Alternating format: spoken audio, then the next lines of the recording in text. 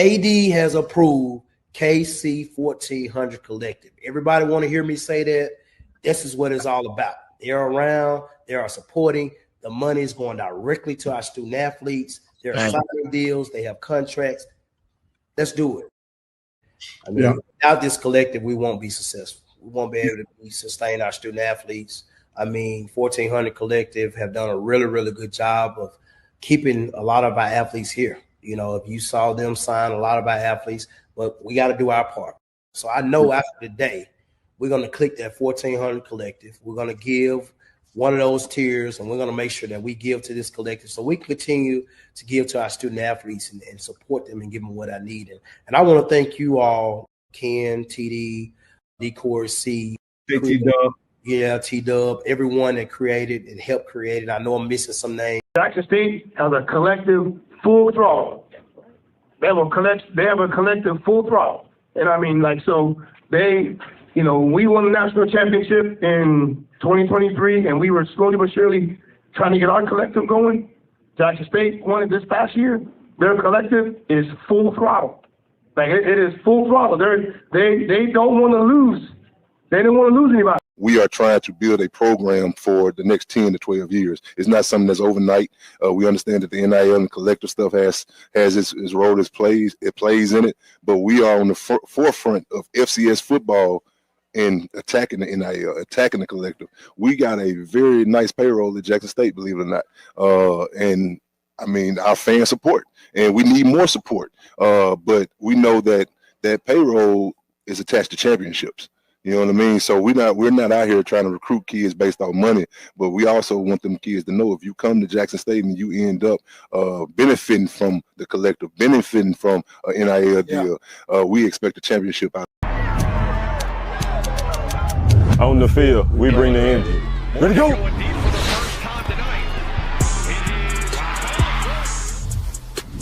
Off the field, I build my brand. At Jackson State, we make it happen. State said one story, my brand tells another. This is Jackson State. This is family. This is the KC1400 Collective. Tiger Nation, we need each of you to join the movement. Be the team behind the team.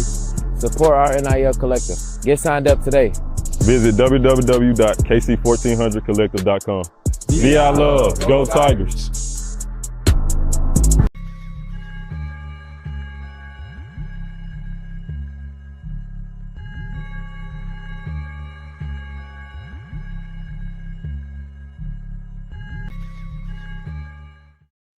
What's up, everybody? Happy Wednesday.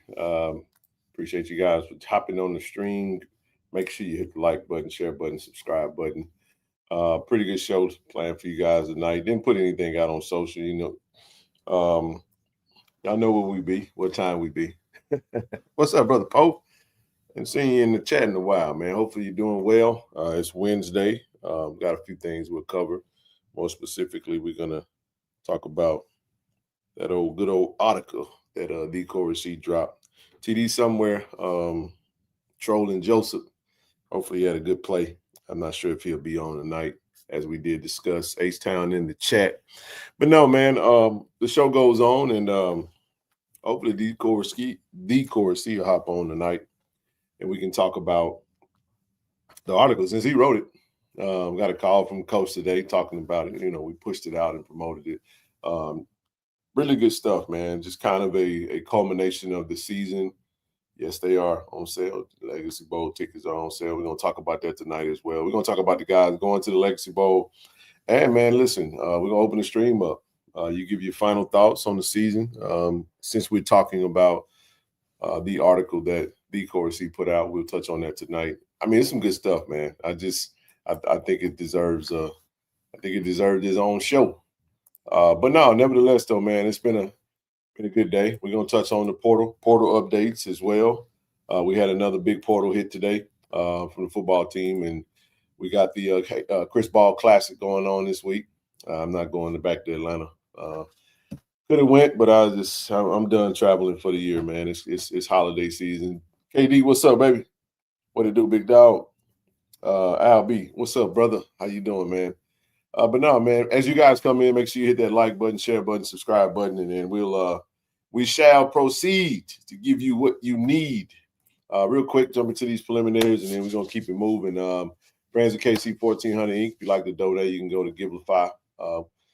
Y'all know how it goes down. Shout out to Cannon Toyota of Vicksburg, 601-835-6100. Give them a shout if you're in the market for a Toyota Honda. Y'all know where they at, Vicksburg. We're going to be over there next month. Cannon Nissan of Jackson, up on the hill, Galveston exit. Go see Will. Tell him that KC1400 sent you. If you're in the market for any type of Nissan certified pre-owned vehicle, they can get you taken care of, man. Definitely get you taken care of. Timothy Poe, see you in the chat, brother. As always, Auto Masters, give them a shout, 601-927-7794. They can find what you're looking for, man. We appreciate them for the support. We are a little over 100 subscribers away from 9,000. So tell a friend, tell every Tiger you know that's not hip to the show or the content that we put out, man, that we are on YouTube every Monday, Wednesday, and usually Fridays. We'll come back to Fridays here after the new year. We'll get back rolling, rocking and rolling. But nevertheless, we almost there. Good afternoon. Good afternoon. Listen, men's basketball tickets are on sale. I think we right at the end of the out of conference schedule. Got a couple of HBCUs on the dock. We play Hampton tomorrow, followed by Norfolk. So Chris Paul Classic. If you're in the Atlanta area, hey man, head on over there. This is big. I wish I could have made it, but listen, man, traveled all season. I need to sit down and rest, let my body relax, get my system right. You know what I mean? Just not having to get on a plane, travel, stressed over packing, all that good stuff. I'm excited to just sit still. Look forward to watching the games. But listen, coming in January, man, you still got time. Get your season tickets. Go JSUTigers.com/BKB tickets. Grab your season tickets. Let's pack the AAC to support our men and women's women's basketball team. Jack State Lady Tigers basketball team. I mean, look, we're almost at the end of it. It's almost SWAC time, man. You know, and the SWAC is going to be very interesting this year. So you don't want to miss out. I think we got a limited amount of home games, but you want to grab your tickets and be present and try to help create that home court advantage. Baseball season tickets are on sale as well. Go JSUTigers.com/BSB tickets. BSB tickets. Coach Omar in his another year, man. Coach Omar got a really good team that he's put together.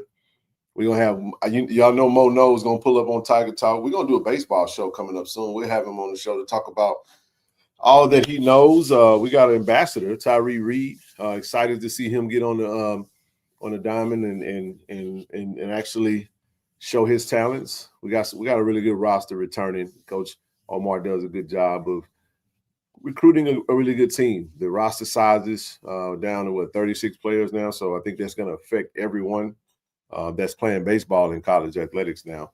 So we'll have some opportunities to win some big time games. So looking forward to when the schedule's released. We can do that tailgate this year, man. We're going to continue to support Coach Omar and the baseball Tigers. And yeah, man, grab your season tickets while you're at it. So as we stated, game 11 preview. Tigers are going to face Hampton in the first game of the Toyota Chris Paul HBCU Classic. That's going to be at the Gateway Center in Atlanta, Georgia. That's going to be tomorrow at 5 p.m. Eastern Standard Time. 5 p.m. Eastern Standard Time if you're in that area. To all the Atlanta JSU alums, pretty big chapter over there. Shout out Brother Dex and Ms. Laura, my peeps, Brother Sylvester, Jerome, all you guys over there in that area, man.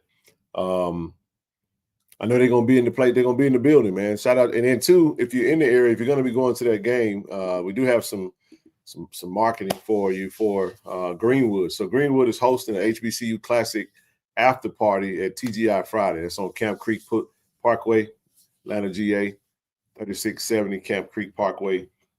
TGI Fridays, man. It's going to be both nights, Thursday night, Friday night. You know that Greenwood's going to be on deck. Tell them to give you some of that KC1400 Collective edition when you're in there. Ask for it. But no, man. So if you're going to be in the Atlanta market, in the Atlanta area, if you're pulling up, let's go show some support. I can't wait to see it. Looking forward to it. It's going to be a really good showing, man. Really good showing. Well, yeah, shout out to Greenwood, one of our partners, and we appreciate partnering with them. And make sure you guys go to the website. Look, it's almost Christmas time. We got Christmas parties coming. We got New Year's Day parties and New Year's Eve parties. You need to have Cat Head Vodka, KC1400 edition. You need to have that Greenwood on deck. I don't care what else you have, but make sure you have it. Make sure you have it. If you support what we're doing, every bottle that's sold helps our cause. I know y'all tired of begging. You know, you're going to drink vodka and whiskey anyway. You might as well drink that Greenwood and that Cat Head. So shout out to them. Let's move on to some sports real quick. Shout out to one of our brand ambassadors. Miss Jaden James was the ABCA All-American Honorable Mention. ABCA is proud to announce its 44th annual All-American teams for NCAA Division I Women's Volleyball. The 2025 list includes 42 players, 14 on the first team, second team, and third teams. From 24 schools, 57 players received honorable mention honors. Kentucky, Nebraska, and Texas A&M led the way with 4 players on the first 3 teams. Creighton, Purdue each had 3 players earn first, second, and third team All-American honors. Honorable mention, our very own Jaden James. You see it. Tiger Talk's promoting it. She's promoting it. Mama's promoting it. Volleyball's promoting it. Make sure you show her some love. What up, Sylvester? I see you in the chat, baby. What's happening with you? Show us some love, man. Appreciate Jaden. Hate to see her go. I know she was a senior, man. One of the best in the conference, and has been that way for past few years, man. So we were excited and happy to be. She was our first volleyball ambassador that partnered with KC1400. We couldn't be more proud of it. So we want to shine that light on her, as we always do. And yeah, man. Proud of you, sis. Keep it going, man. Keep it going. Let's see. I'm going to drop this on in there real quick just in case. Not for now, but if you guys want to talk when we get to the football side of it, if you want to come up and give your thoughts, let's get some fresh folks up. Let's get some different folks. Let's get some folks that don't have shows. You know, we appreciate those who have platforms that come up and talk. And if they do want to come up and talk, you're more than welcome to as well. But I want to hear some of our supporters and fans come up and talk about the culmination of the season. Hey, real quick, we got a couple of soccer, not softball. Sorry about that. A couple of soccer Tigers coming in. I really like the new graphic. Let me get a little red from you, Big Dog. Put a little red up in that thing. I like them uniforms they got on. I'm just teasing, man. I'm just teasing. No, man. Committed to the I love. We got Miss Samaya Thompson from Cleveland Force out of Northern Ohio, and we got Miss Nahami.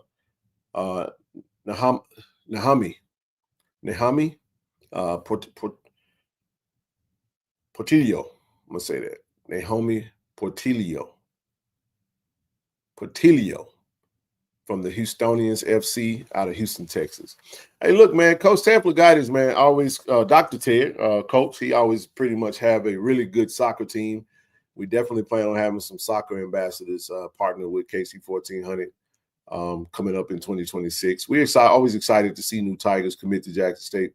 So we wanted to shine that light and highlight them. And we're excited about that, man. So congratulations and welcome to the family, man. Samaya Thompson and Naomi Portillo. If y'all see that out there, y'all show them some love. It's also on the Tiger Talk social media page. All right, let's talk about it, man. Let's get into it. Let me drop this link real quick. We just got a gold member sign up. So we're at 682. We're 682 away from what it is we're trying to do, which is, and of course he touched on that too. He touched on that as well in the article, which I thought was pretty cool. Just kind of talking about some of the directions of where we're looking to go.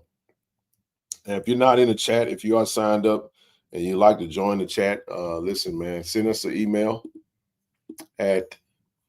just send it to KC1400mediagroup@gmail.com and I'll add you to the chat. Why is that important? Because we will start our what's going to happen is we will be starting we're going to do like 4 Zoom calls a year, quarterly Zoom call for donors, those that are financially actively participating in this movement. We want you to not get lost. So but even if you have signed up and you're not in the chat, we're going to send the links out via email as well. So we'll make that announcement when that starts. I plan on having one right after Christmas, like right before we go into the new year. We want to have our first call. We welcome everyone to come up that is a donor. So I said, well, what about the people who are not? Look. The Zoom calls are going to be for those who are financially vested, because I think if you're putting money in the pot, it's important that you be aligned. Everyone is aligned on what we're doing and what we're saying. Onlookers, and we've been doing, like I said, this is going to be year 3, pretty much year 4 for what we're doing. And you guys have been watching long enough.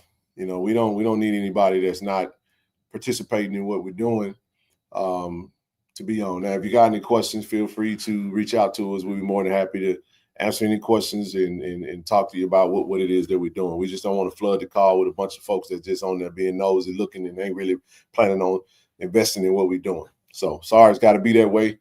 And that's just the decision we're going to make. So we'll just go from there. Now, we can do a separate call for potentials, but I just think that the messaging is there. You're going to see a much, I would say, aggressive approach via social media and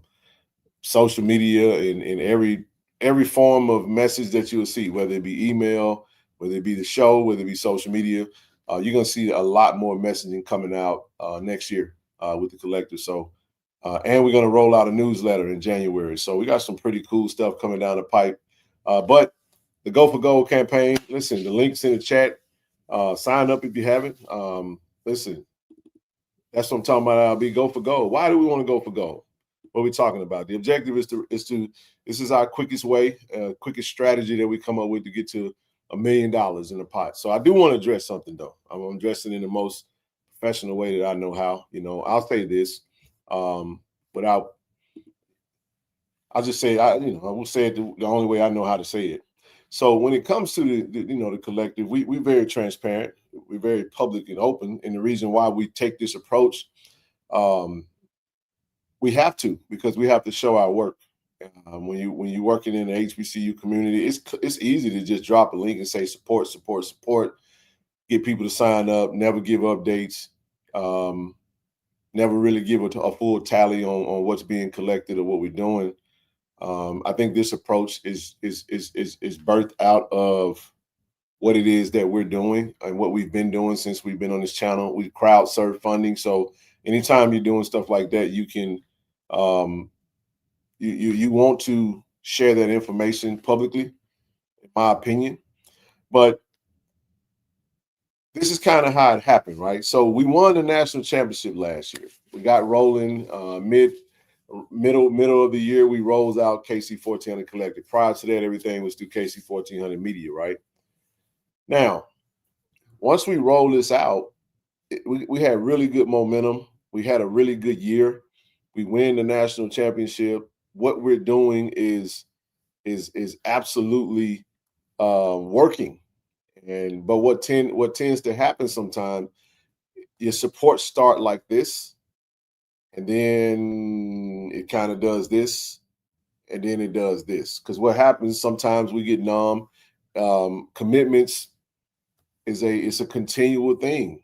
A lot of times you can raise funds and people don't mind giving one day, but if you sign up for a monthly subscription, you can sign up 6 months down the road, that same fervor that you might have had, or your situation could have changed.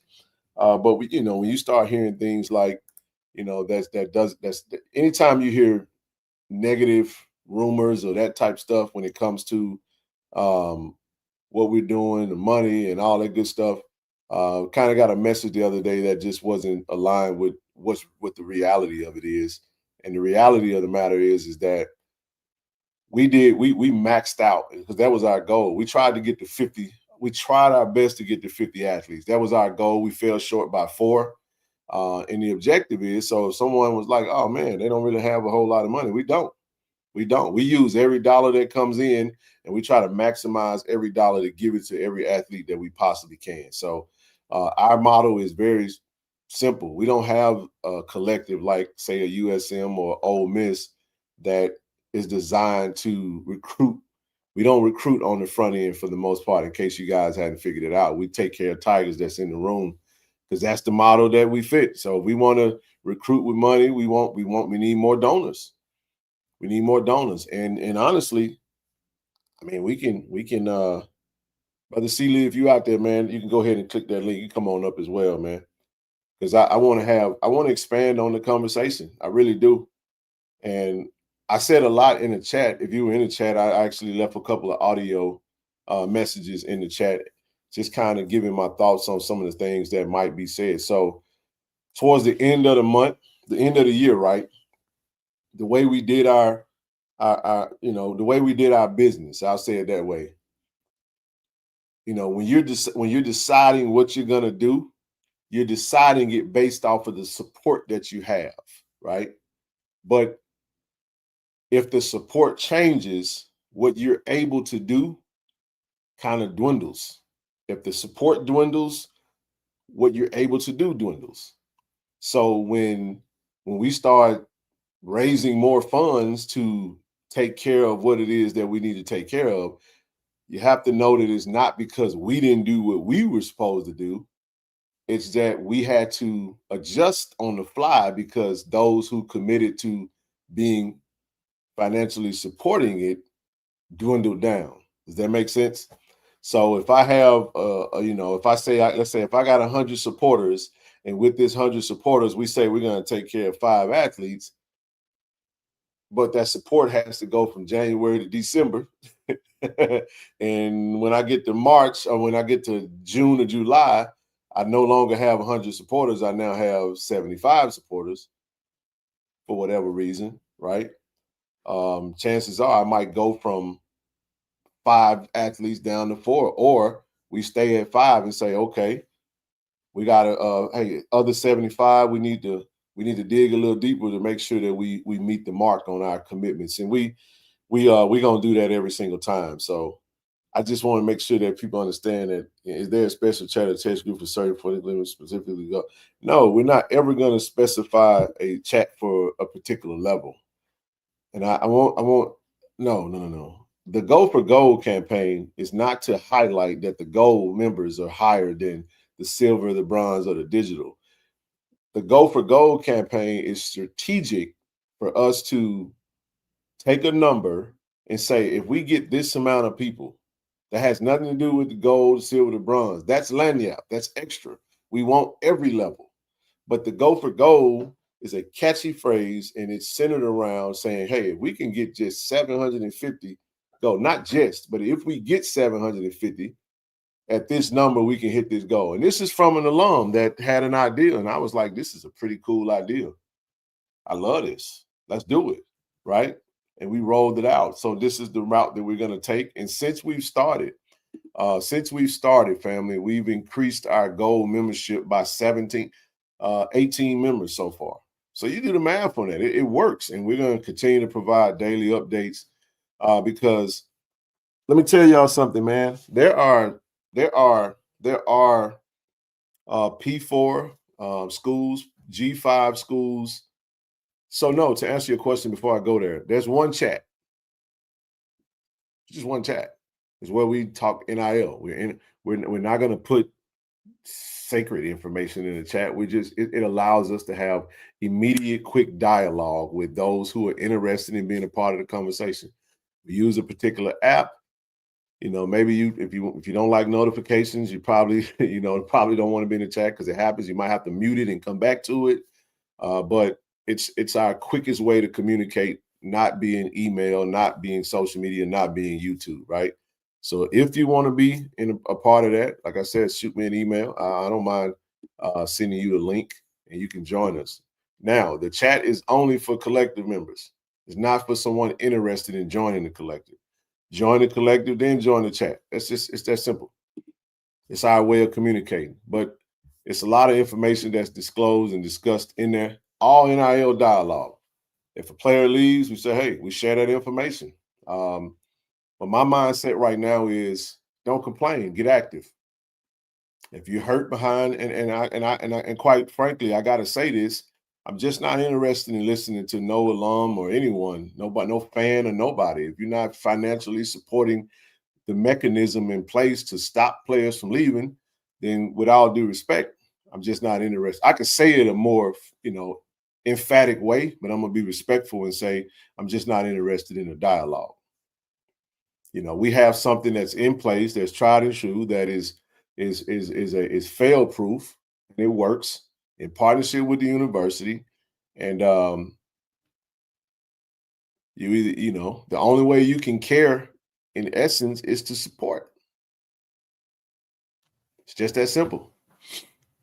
So I'm not bothered by any player that's hitting the portal right now, because we've had some success. We got some players in the room right now that's excited about 2026 and have a mentality that, hey man, if you either with us or you're not with us. And I love that for them, because they have to go and set the tone for the room.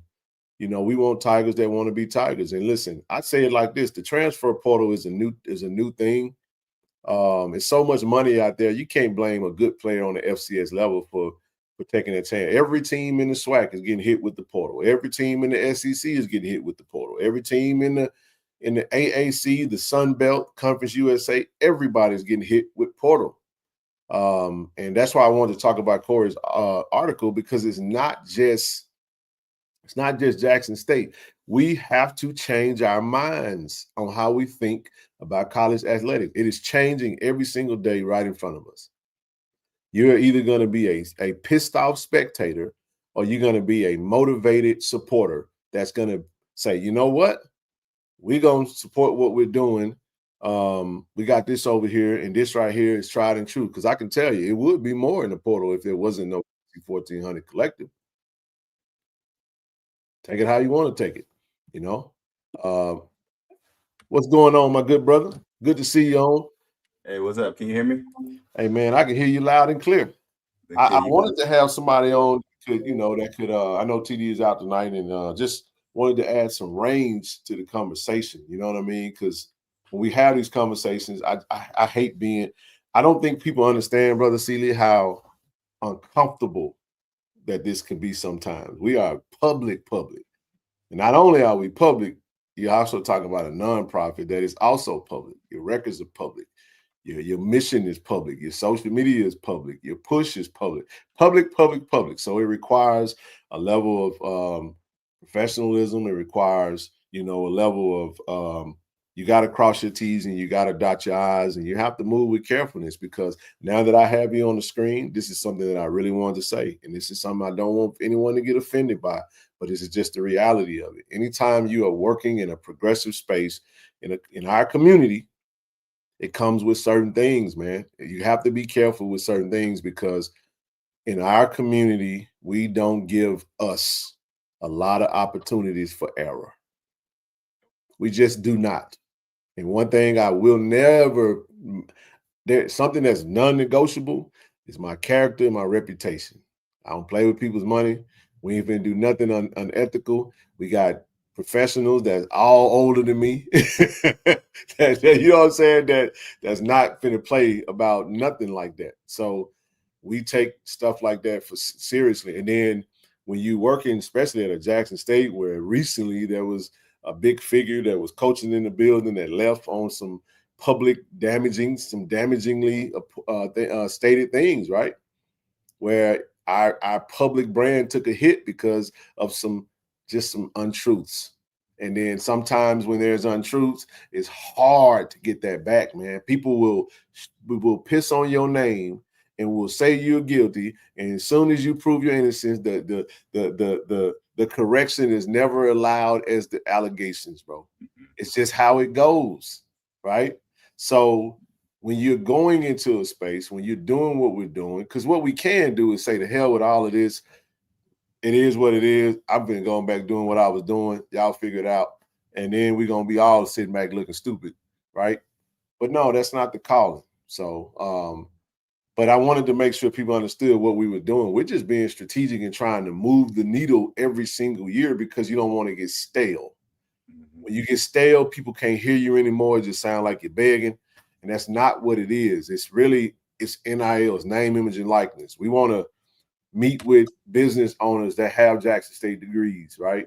I want to sit down in a room with a very strategically targeted audience and say, this has nothing to do with what you're either already doing, what you have done, or what you're planning on doing.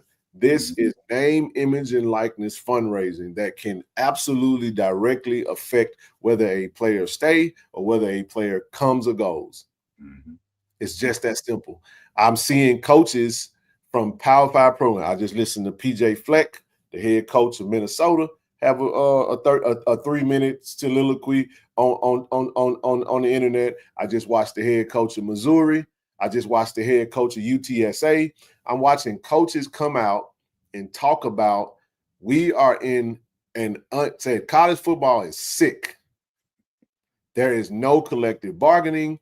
There is no rules in place. It's just money, money, money without the system that supports, i.e. the NFL. The NFL got all that stuff in place. They got a salary cap. They got a collective bargaining. They got a players association. They got a lot of different things. These are 1099 employees. They have no health care. They have no retirement. They have no financial nothing. You're just taking a bunch of 18 to 22-year-old to 25-year-olds or whatever, and you're giving them a shit ton of money.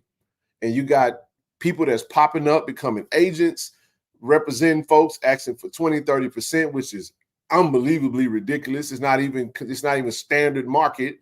And it's just a free-for-all. And I get it. I get the apprehension. But what we do is when you have a platform like this that is designed to inform those that are interested, you have onlookers who have no intentions on supporting it at all. Brother C. They'll not support it just because they don't like the way my voice sounds. They don't like what I say. They get annoyed by me. He think he know too much. We just supporting Ken. It's him against us. But what about us? You got this group. You got that group. You got this group. And when we say what it is, people get offended. Hit dogs holler. Yeah, TJ Finley, he about 72. Anyway, I get it. TJ Finley been in college as long as I've been out. But nevertheless, the point that I'm making, brother, is that it is new, it is uncomfortable, it is different, but we bold as hell to go face it head on and say we will have something to represent Jackson. We will have a basketball to shoot with over here at this park. Right. You're gonna sit on the sideline and watch everybody bounce the ball and run up and down the court, or you're gonna go get you a ball. And you're going to get in the game. And that's what we've done. We've gotten in the game, and we're just trying to educate our supporters and fans. And we ain't guilting nobody. I said in the chat, Brother C, I'm going to pause and I say this. We're not beating nobody over the head with KC1400 Collective. Right. We're just looking for our people. Right. You scour the market and you look for your own people. Those that are willing to support, that want to support, that understand the support. And again, it is what it is. This is different. This is fundraising. This ain't buying tickets, because if you buy a ticket, you get something for your ticket. Right. I give you $50, you give me a ticket, I go to the game. Right.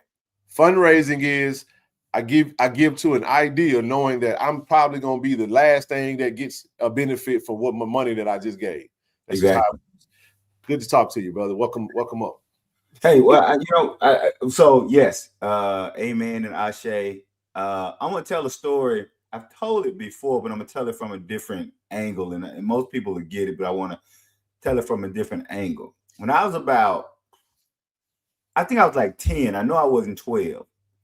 My grandmother decided, my maternal grandmother decided that I needed to start going to the church business meeting. And Brother Ken, she didn't ask my mama, she didn't ask my daddy. She just decided the boy needs to go to the church business meeting. Now I'm 10 years old. So there's nothing at a 10-year-old that I'm going to do at a church business meeting, right? Right. And we would go to the church business meeting, and I would say, "Well, Grandmama, why I got to go to the church business meeting? I'm not grown." And so she says, and then I'm gonna move forward to how I play this stuff out. She said, "Well, baby, if you don't actually go to the church business meeting, you are actually not an active member of the church. Now, you know, you get baptized, you get your name on the roll, you read some old Baptists, you read that little charter on the wall, right? Yeah. You think, you know, but she said, no, if you ain't going to the church business meeting, okay, so fine. That didn't make I was 10, Ken. That didn't make no sense to me, brother. All right, so we go, and so it come up to a time, my church is Metropolitan Baptist Church in Clarksdale, Mississippi, and we had them wooden benches, Brother Ken. And so the agenda item came out. They were going to buy cushions, right, for the wooden benches, right? Mm-hmm. And, you know, back then, we talking about 1980. We talking about, you know, what I'm 56, so we talking about 40-something years ago. So, yeah, I'm still swimming. Yeah, you know, when you order them cushions for the benches, they not, you know, today, FedEx, Amazon, they come 2 days. But back then, 1980, when you ordered them cushions, you know, you remember that 4 to 6 week delivery? That's what, you know, that 4 to 6 weeks. So, in fact, we had ordered the cushions. We done that at the business meeting. And I need to say this. Probably that whole church, Brother Ken, well, I'm going to ask you, that whole church, not counting the pastor and the deacons, how many people you think was coming every once a week to the church business meeting? How many people you think, what number, small little church in Clarksville, Mississippi, what do you think the number of folks was? I would say, 20% of the congregation, maybe? Less than that. It was about, put it this way, we never had more than 22 people at the church business meeting. Wow. So we ordered the cushions. I don't think anything about it. 4 to 6 weeks passed. We go to the church. I forgot all about it. I like that number 5, you know, right? So them cushions, there you go, for them. Let's see from the 80s and 90s. You was getting them cushions to see y'all testifying, as they say, right? So, Brother Ken, we get there, Ken. We open the door. Now, I forgot about it. Ken, do you know that church? All them members, I'm talking about like 200-something members. Ken, you would have thought that Yeshua himself had walked into that church and touched each one of them benches and miracle. Ken, they started falling out, praying, testifying, right? They was speaking in tongues. They were like, look what the Lord, won't he do it?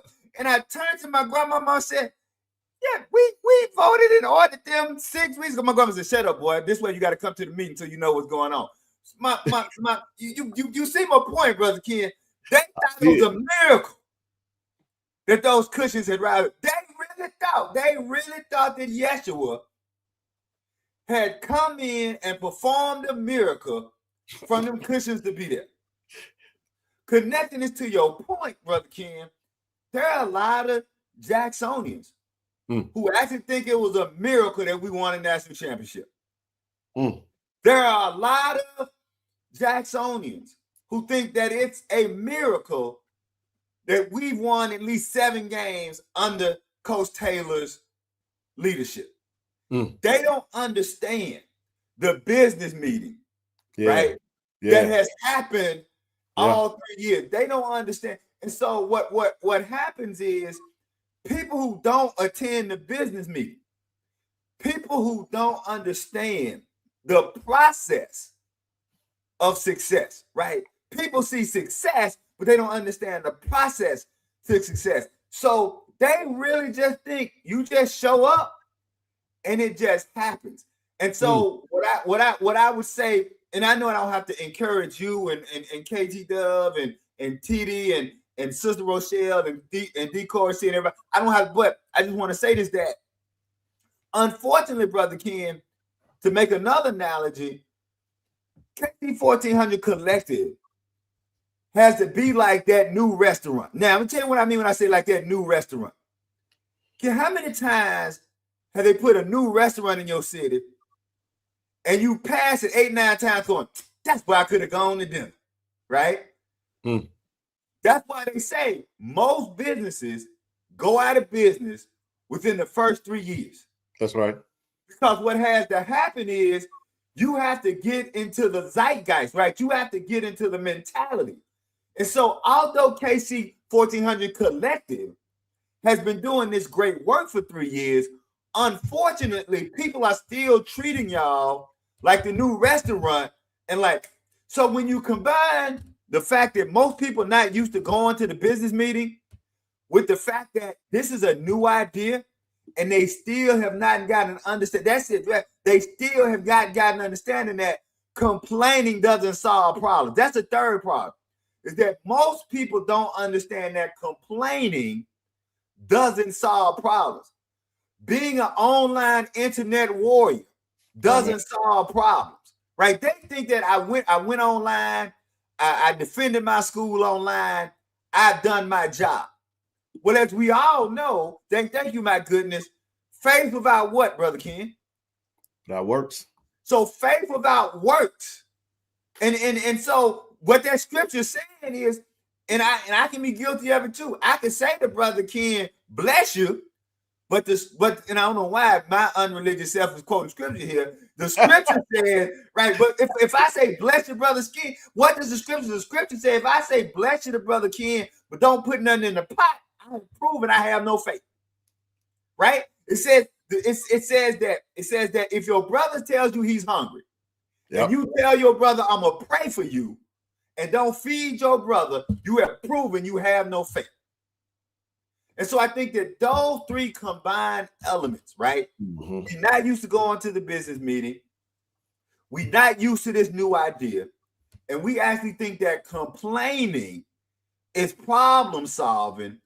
Those three things, right? And I think that, you know, that's the nature of it. I'll stop there. But I think that that's really the issue, is that most people don't understand process. Now, and I want to add this final thing.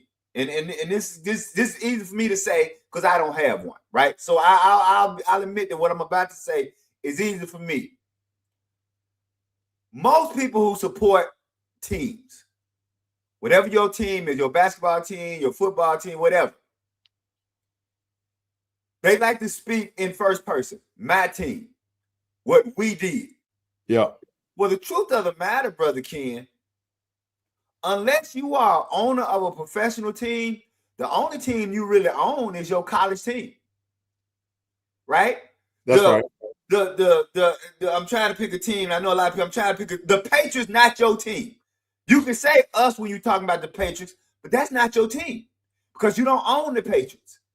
But what KC1400 Collective does, it actually gives you some real ownership into the process. Not just ownership into the team, but ownership into the process. So when you put something into the pot, you can truly say, my team.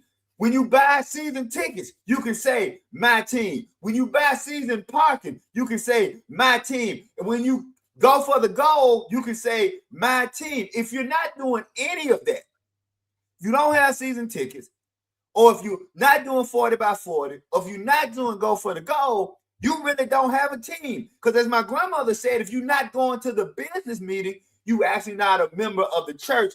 Therefore, you can't say my team or we won because you haven't done anything to help the team win. I'll shut up. Very well said. I love it. I tell you, again, I don't think there's a lot of, I think those that watch the show, I mean, we average about a little over 3,000 views per show. We can grow within that space for getting our messaging out, right? I think the greatest opportunity is for those, you know, we'll go to a game, but see, there's 30,000 people there. So our challenge is to get from the 3,000 to the 30,000, right? And get in front of them and finding a way. And I think it's going to happen more so grassroots, where we, one of the things we are requesting is if you have those in your network that has the business acumen to understand concepts like this, you know, shucks, man, we'll work. We're going old fashioned, man. We'll work them phones and we'll have conversations, because sometimes the message. One of the things we did notice recently, Brother Seeley, is that sometimes the messaging gets lost. Right. You know, when people are going and communicating, hey, we need to get this, and this for this reason. People will have real opinions. Like you talked about the church analogy was perfect, actually, because people will have their idea as to, okay, y'all doing this, and this, and they'll have assumptions, which is dangerous. You can't assume anything upon what we should have if you're not actively participating. You have no knowledge of it. You have no internal communication and dialogue that connects you to it. That's just you're just an onlooker with an opinion, right? Mm-hmm. So when we're making adjustments on the fly, one thing we're never going to do is go out and say, hey, we're not going to shame people for counseling. We're not going to shame people for falling on hard times. We're not going to have people's financial situation change all the time. Good, bad, and different, however you want to look at it. But the reality of the matter is when we're communicating that, we're saying, hey, it's not easy to get up and have 40 emails of declined payments, man. Right. Consistently. And then when the next day, 15 declined payments is progression. Right. You know what I'm saying? Like, just being real. I'm just keeping it a buck now, but I don't like going down that path talking about that. But what I'm saying is, I gave the analogy the other day, right? So let's say you build up a nest egg and you create a reserve, and you say, all right, we're going to do X, Y, Z. But you have it, your system tells you have X amount of dollars. I got $5 that's forecasted. I'm expecting to have $5, but I get 4. Mm-hmm. And then the next month I get 3. Right. And the next month I get 2. Right. So where I'm gonna get that 1, that 2, that 3, that 4 is gonna be from the reserve. So when you get to the end, you find yourself you're trying to at a minimum you want to be flat. Right. Last thing you want to do is fall under, and then we fall under. We're saying, hey y'all, we're gonna fall short, but here's why. And I'm gonna show, and then we show evidence of the why, and they're like, damn. So when the reality is, all right, we gotta dig a little deeper because we made commitments, and we gotta make sure we don't default on that. We're never gonna do that, right?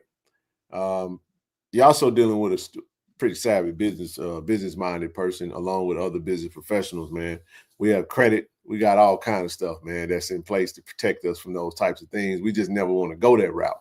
Right. We don't say all of that because we can't put everything on the screen, man. But at the same time, it's still we roll out this campaign because strategically, man, we could just do so much more. I believe in us. I know we will, And the objective is, even if you get $1 million, Brother Seeley, it still ain't gonna be enough to do everything you want to do, but it's enough to play ball in a very, very massive way. Because then you start judging yourself amongst those that are on your level. We're not trying to compete with Ole Miss. We're not trying to compete with Southern Miss, because you do get a HBCU discount in this type of situation. We got some people. We look, the player of the year for the HBCU just hit the portal yesterday, Andrew Body. Let me ask you a question. I'm not saying what kind of money they got. I don't know what kind of money. I don't know if there was offers or what have you. But imagine if Alabama State had $100,000 come and put on the table and say, hey, man, we get $100,000, stay put. Right. Do you go pursue $200,000 down the street at some Sunbelt team that's got 15,000, 5,000 fans in a dead market, or do you stay put in this pageantry field, celebratory culture, which is HBCU? You that guy, right? Right. Those are the types of options. But if you have nothing, you don't have anything to fight with. You just kind of got to watch them walk out the door and be done with it. We just saw the kid that was with Prairie View went into the portal, the best, their best wide receiver, Rockwell, I think was his name. He just hit the portal. Right. You see Ahmad Miller hit the portal. You see Cam Salas hit the portal. You see Bam Williams hit the portal, right? These are all SWAC players, right? And then right while we're talking about portal, guess what happens? Boom shakalaka.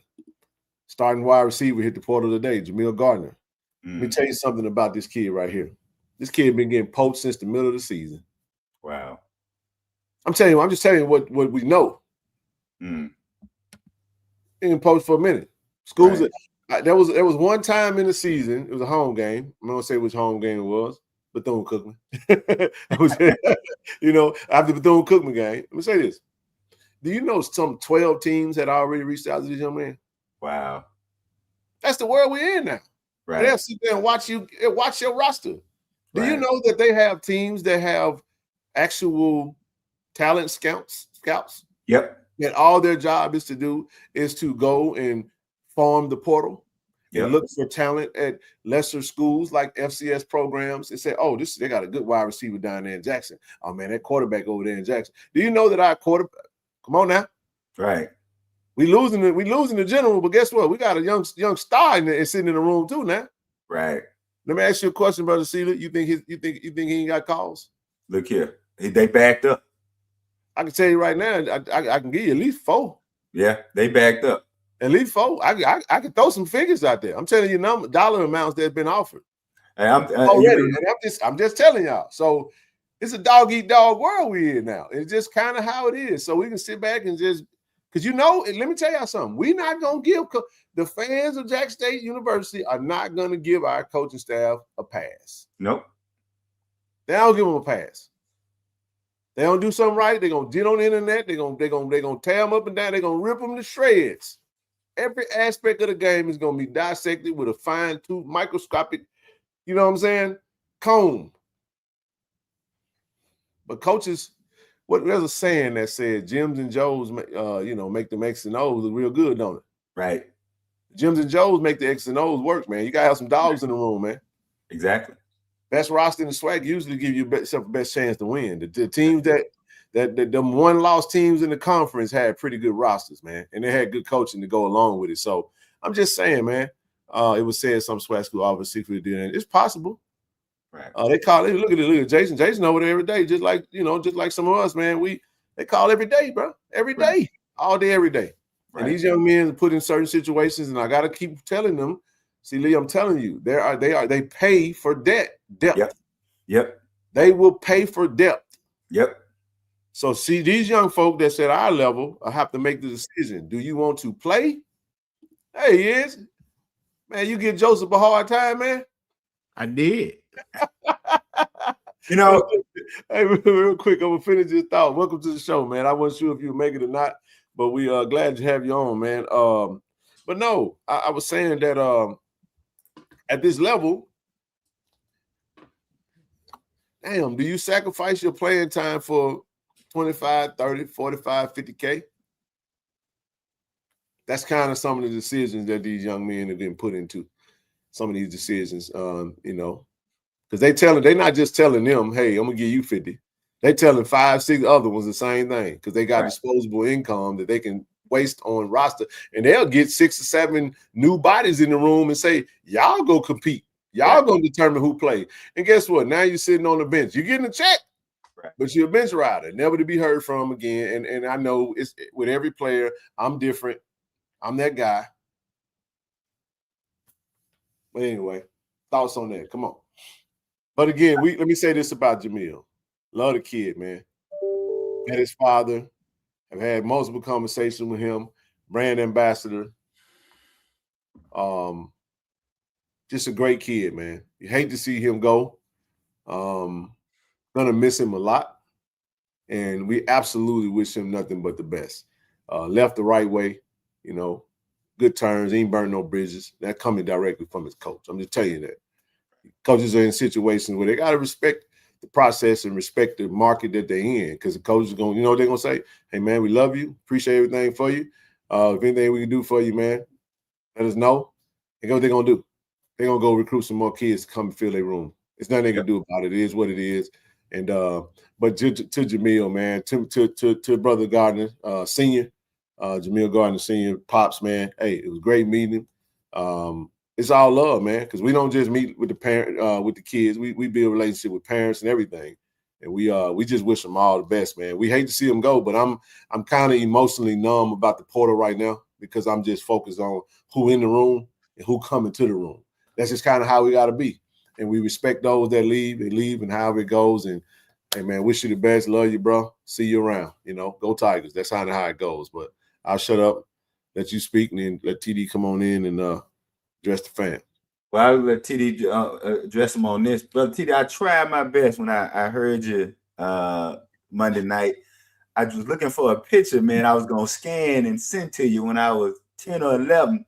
And I said, I'm sending TD this picture when I played Joseph. And my mama was mad because I got rid. We were playing Joseph, and then they had a role for you to play. And I don't remember what NFL team it was, but instead of wearing the church robe, the robe they had for me, I had my NFL football robe on. My mom was so mad when she looked up there and saw me by the manger, and I got an NFL thing on it. I said, well, let me scan it and send the brother TD to let him know I would have been the one he was heckling. So go on, talk to the people. Yeah, man, you definitely should send that to me, brother. Brother C. Lee, I enjoyed it. Actually, you can go back and watch the play. It's on Greater Prairie Grove website. You know what I'm saying? You go to it was a great success, great turnout. Choir sang beautiful. It was an hour long, but more so a skit. It was seriousness, but it was also comedy. You know what I'm saying? Mm-hmm. We made fun of, we made fun with it. You know what I'm saying? It was really good. But let me start off by again greeting both of you gentlemen. How y'all doing? Brother C. Lee's good to see you as always. When I see you, it just take me back to Jackson State, in those good old days, for me. So I again appreciate that. Yes, sir. The football girl was in the house. Her nephew was in it. The football girl was there, man. Hey, it was on point, man. It really was. Tiger Nation, how y'all doing tonight? I didn't come to prolong this show as much, man. It was a great production, TD. Good deal. Hey, thank you. Okay. I bet they were laughing, man. I'm about to go check you out, bro. I gotta go check that out, bro. Yeah, it was dope, man. It was live, Ken. It was live. And it, like I said, it was long, straight to the point. But it took the place of Bible study. You know what I'm saying? That'll be good. That's a good idea, TJ. But no, man, happy to have you on, bro. We just talking. We're gonna touch on this article from D. Corey C. I know brother C. Lee enjoys the writing. You got another writer on the team that writes very well. He posted one of your comments, and but as we also compared, compared this where we have put more players in the league, which is partially beyond. Yep, that's true. It's kind of how it goes, man. So we have to have some money off of players. Players in the room. If you want to have money to offer players that's not in the room, you got to go for gold, baby. Come on, we got to get them numbers up. We ain't there yet, but I mean, I will say this: our motto is very simple. Our motto right now, our business motto, is to take care of who's in the room. That's where we are right now. We build. We ain't got outside money yet. We ain't there yet. We ain't capping like we are. But nevertheless, if you come to Jackson State, you will have an opportunity for NIL. You will absolutely have NIL opportunities. I know our coaches don't recruit with money, but that's because they don't have it. We love to help them have it. So that's why we launching this campaign, because I said it to coach and I stand by it. And I said it to another coach today that was from a different sport, that we want to also help them as well in the same capacity. We got to get in the game and be able to have it to where they can have some on the front end. So we're going to continue. We're at 681 now. For those who don't know, as I put this up, we just got a goal tonight. So shout out to the new gold members. The link is pinned to the chat. And it sounds like it seems like it might be difficult to some, but I just believe that there's 600 people out there that believe in what we're doing. They just gotta we just gotta find them and connect them to it. So I'm gonna say this because I wanted to say this, and I want to speak to the people who may be like me, who, I tell people I retired so I could be a broke writer, right? And so I tell people that I want to talk to the people who don't have it, right? You want to do, but you don't have.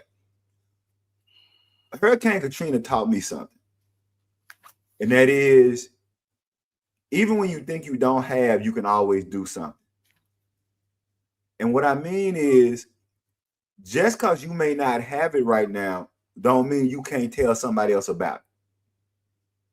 So if you want to donate, but you just don't have it, don't feel like you can't tell somebody else about the collective. A lot of times we feel bad and we feel embarrassed because, well, I ain't got it, or I can't give what I want to give. What I'm talking again, I'm only talking to the people that you really want to do something, you really want to give, but your financial situation just won't let you give. Well, then the best way you can help is tell as many people as you can who can probably give. Yep. We have to stop allowing lack and embarrassment of lack to keep us from moving. A lot of times, it's not what we don't have that keeps us from moving. It's our embarrassment or feeling insignificant. So I don't know why, but I was just thinking about it, because I know a lot of times the people who really want to do something, So if all you can do right now, you will be amazed at the 2 or 3 people that you know who may not know about this or may not understand this, who can give in a way that you can't give. So I'll set up in that. I want to add something. We had a conversation with someone that has I'll just say we were talking to one of our partners who's attached to Jackson State, who has access to a big database of like email addresses, people who have supported Jackson State in certain ways, right? We talked about just a small donation initiative, but we just reach out to everybody, saying the same thing, and see, hey, can you put $114 in a pot? Just one-time donation, $114, or whatever you can give. Send that, and that might be that might just be your contribution for the year. That catches everyone, because that $250 just might be a little too steep for those that you reference. It just might be, and if that's the case, so be it. For some, it's nothing. Some just may not be willing to put it there, and some may be wanting to. They just haven't really, found or heard what they needed to hear to pull the trigger. All that's fine. I just want to keep the energy good with it and make sure people understand that we're not guilt tripping them. Well, we have to be intentional with our messaging, because we are running campaigns and we are being intentional about fundraising. And we're going super hella aggressive, because I don't know about y'all. Every time somebody hit the portal, I get several text messages and calls. So, I would love for my phone to stop ringing. Not saying that I don't want nobody to call me. I'm just saying, like, I would love for them to stay, because you don't get phone calls when people stay. Right. You can't get them when they leave. But it's also making it clear. Yeah. And this is, I think, the difficult part about it is making it clear that, going back to that church business meeting analogy, you can't be mad if you're not doing anything to help. And that's the part about it. Is like, I was always told, and maybe you can correct me, if I'm not going to help your situation or help you accomplish, I shouldn't be complaining. And we got so many people who do a lot of complaining. The question is, are the number of people complaining equaling the number of people that's putting something in the pot? Heck no. And we have to, we have to be really serious about that. All the people that again, I'm not, from y'all know me, this is the one platform I do. I'm not on social media. And so I'm not going, I don't go from platform to platform. That just ain't my, if we have time, and then I'd like to talk about fandom, but that's not a big thing. But just, we have to, if you're not putting anything in the pot, you really can't be mad. And let me put it to you this way. When you talk about going out the door, if you got a woman and you're doing absolutely nothing for that woman, you ain't getting a hat did, you ain't paying no light bill, you ain't bought no shoes, you ain't rocking her to sleep right at night, you ain't doing nothing for that woman. You can't be mad when she walk out the door. Bro said rock her to sleep. I mean, come on now, because let's reverse it. If you getting her hair done, if you paying a light bill and you rocking her to sleep at night, she ain't going nowhere. Getting her hair done and messing it up. All that time. That's it. Matter of fact, you know when it's time for her to get a touch up because you knocking it out. Right? Yes, sir.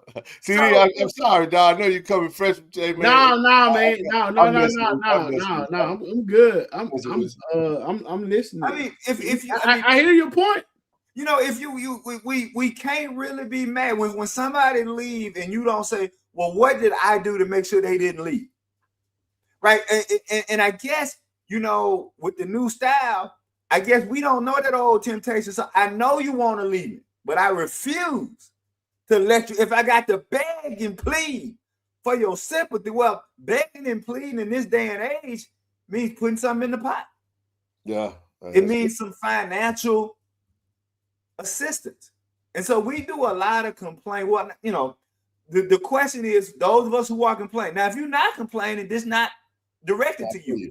Yeah. But a lot of people who are complaining, right? You don't want what's the song? Used to be my girl, right? You know what the old OJ song she used to be because you wasn't doing what you needed to do, so she could still be. Now, if you wanted to still be instead of used to be, you got to do the same thing you did to get them is the same thing you need to do to keep them. And a lot of times we're not doing the things.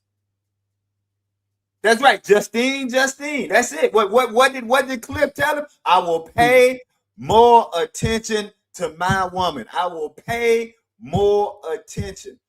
And we just have to, I just think that sometimes the energy of the complaints don't match the energy of the support. That's it. I said it. Well said. I say this, we'll come back to this because this is something that's in the article. We're going to touch on that. But listen, man, move on to the fundraiser. We got a Big Spurt fundraiser. Tickets are on sale. Tables are still available. Go to Impact Tickets. Drop the link in the chat, man. Somebody grab that link if they don't mind and drop it in the chat for me. I don't want to keep looking at my phone. What I was doing when he was talking, I was actually sending the collective chat link to some folks that actually sent emails. So grab your email. Look, these tables are gonna go. They'll be gone probably for the month. Definitely before the month is out. But if you're watching the show, you can actually scan the QR code. You can pause the screen, scan the QR code, screenshot it, whatever you need to do, and it'll take you straight to the link to purchase. Grab your tickets, grab your table, however you want to do it, and we go from there. I want to talk about Cathead real quick, man. Cathead did something today I thought was really cool. Got an email from Cathead. Very pleased with the partnership. We're excited about that. And even actually gifted us some of the cases of vodka, man, for us to do what we need to do with it. We'll use some of it for the fundraiser next month. But look, we got like 4 cases left over there. We're gonna roll out a whole new strategy with them next year. And we're excited about that, man. But still continue to go over to Cathead and support right there at 422 South Ferris Street, downtown Jackson. And then head over to Jasco Wholesale, grab some liquor if you're in Jackson. If you're not in Jackson, greenwoodwhiskey.com. Let's get those sales up. We're going to continue to partner with Greenwood and then also Point City Brewing for your old-fashioned cocktail syrup and the Tiger Rita mix. We did touch on the transfer portal, so I'm going to kind of bypass that. Like I said, Jamil jumped into the portal. Hey, TD, they dropped the information today. For those who don't know, tickets went on sale today for the HBCU Legacy Bowl, man, down in New Orleans, February the 21st. 3 p.m. Yeoman Stadium. That's Tulane University. Should be year number 3. Number 3 for us or 4?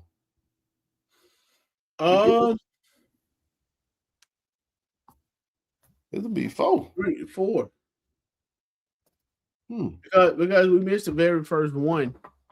I think the first one that we attended was Coach Willie Simmons, the coach. Was Willie Simmons the first? No, was he the first one? It was a season after Coach Prime left. This is the 5th year, so this will be our 4th one. There you go, Blue. Appreciate you, brother. Yep, this will be the 4th one. Yeah, that's right. Listen, man, let's talk about the guys that are over there. Sent this list over to the New Orleans chapter today. Right now we got 6. Of course, you got DTB, law firm, DeAndre Towns Blue will be in this game, and the general, hopefully he'll be healthy and ready to roll. Should be ready to go. He'll be in this game as well. We also got SWAC Defensive Player of the Year and the SWAC Newcomer of the Year, Quincy Ivory, man. He'll be playing in this game. Jeremiah Williams, man, All-American. Legendary. Big baby. Jeremiah Williams will be in this thing. And then the next 2, of course, we got Denario Davenport and Reed Pulliam, man. So I expect to see maybe a couple more Tigers, man. You think we can get a couple more Tigers in this thing, TD? Let me see. Who else losing, man? Who else we losing? And now that we no longer have what we thought would be the JUCO rule, it's quite a few that probably could have a chance. I definitely think Tymon Wells should get a chance. Tymon, John Brown. I'd love to see them both down there, man. Yeah.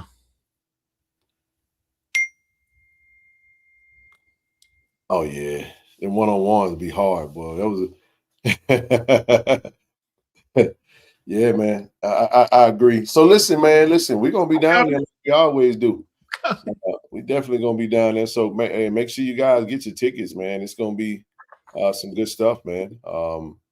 Listen, we gonna get into this.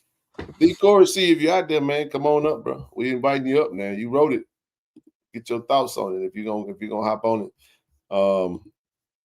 If not, he probably will spectate and watch, but we love to have him up, man, just to kind of talk about it. Listen, the stream is open. If you guys want to come up, we're talking about just where do we go from here. That's really what the essence of this article was about, Brother C. Lee. From dominance to defeat to destiny. The 2026. I actually got a call today from one of our coaches, man, because Corey clipped a part when from Monday's show. TD and I were talking about it, and he forgot to post the link. So folks like, man, where is this at? What are you guys talking about? But Jackson State blueprint back to supremacy. Look, man, did you get a chance to you watch this whole thing? Did you get a chance to watch it? Yeah, I did get a chance to check it out for the most part, man. I mean, he hit the nail on the head. I mean, he left no. Let me get up to my mic. He hit the nail on the head. He left the stone, no stone unturned. Oh wow. Address. This is cool, man. I remember that. It was a squad, man. We was all out there then. But go ahead. Yeah. Okay. Yeah. Okay. Yeah. That was what, San Antonio. I think that's what it was. But no, San Antonio. Legacy Bowl, the river walk. Remember we was over there by the train track, TD, and we all took the photo and stuff, man. You remember? Yeah. We went inside them. Okay, yeah. We got them beignets, man. Yeah, man. I'm thinking about, we also did the thing when we was in San Antonio. Oh yeah, the San Marcos game. I mean, the San Marcos game. Yeah, we did go to San. We were in San Antonio. That's right. Right. Okay. But yeah, man. I mean, it was a great piece. He left no stones unturned. He addressed and touched everybody in the room, good, bad, ugly, indifference. And one thing I like about the writing, Brother C. Lee, as you talked about, and as I learned to like, getting into wordplay, a lot of times, bro, is not what you say, is how you say it. Yep. Right. Yep. You can be critical of someone, but yet not tear them down. Right. Facts. You know what I'm saying? You can show tough love without being tough, without punching them. You know what I'm saying? So I think that's how I look at Corey body of work. Yeah. I said, yeah, that's a great analogy. Yeah, that's right. Yeah, and when you reading it and when you understanding it, whichever time your toe gets stepped on, if it's facts, there's no need to get upset. Right. It's just a reality check. Right. You know what I'm saying? What I had to learn in life, Brother C. Lee, Brother Kim, and I've been criticized before. I've been told this and that before, and I didn't like it and I didn't agree with it. But you know what? You want to do something about it, then you make it better. Don't get mad because it's facts. Yep. You know what I'm saying? But it's how you come at me to determine how I receive it from you. And Corey did an excellent job addressing. I mean, man, he addressed the practice field, Brother C. Lee. Yeah. You know what I'm saying? He said the practice field got to get better. Right. You know what I'm saying? Everybody has got to get better, from the trainers to to the assistants, everyone. And here's the thing, man, you take this loss, which I did. I was through with that loss when I walked out this when they converted that 3rd and 9, and I knew that we didn't have no more time out. I just started trying to prepare for next year. Right. I was the exact same way. It didn't linger at all, bro. It didn't. I mean, but I'm not gonna lie. I accept. Yep. A couple of things that reside within me that I don't like. I don't like those Grambling losses because I really don't. Due to the situation and the way we lost, they didn't just flat foot straight up beat us mano a mano. Yeah. They did, but they didn't. We were down some players. There's no excuse. We lost the game. That's not what I'm saying. Yeah, that's the one that's that's the one that like the meat stuck in your teeth. Yeah. But due to the situation, in a way, and here's the crazy part about it. You know the irony of that, Professor C. Lee. What's that? Both of them dealt with 15. Yep. Exactly. You know what I'm saying? So you put that in the equation, we don't lose to either one of those games. But what am I saying? What I'm saying is Corey was right. I mean, sometimes you have to wallow in your misery for a minute, but at some point you gotta get up and take a shower, man, put on some fresh clothes and go back out there and get it. Yep. And I think that's, and I think another term is called turn a new leaf. Right. Yep. You can't be too upset about who's leaving the room, what's in the room. I mean, it's going to hurt, especially when you develop some of the stuff with the players. Some of the fans are able to get on the field and see the players in grocery stores in different places. You develop a bond with that, but at the same time, you don't know really what goes into that young man's decision and why he's leaving. Everything isn't about money. Correct. Everything isn't about money. It's about situations. It's about family. It's about what that person feel to work for them. Even, Brother C, like that analogy you gave with the women, even if somebody lying to them, they'll eventually find out. But hopefully they get it right. But all this that I'm talking about is in the piece that Corey is talking about. Basically, your room gonna look different, especially with not getting that that JUCO year back with some of the players that gonna look completely different. Yep. At the same time, we talked about this multiple times. We continue to talk about it because it's a great point in history where Coach Taylor and Coach TC, and every time I think about this, Ken and Brother C. Lee, when I think about those guys being in the building, I'm thinking about the building half lit. Coach Taylor sitting in one spot, Coach O sitting in the other. Right. You have to have a visual. Right. Then 1 or 2 lights on. Okay, man. Hey, it's time to grind. You know what I'm saying? Now that is the definition when you want to use the term "get it out the mud." Mm-hmm. That's what that and that's what they had to do.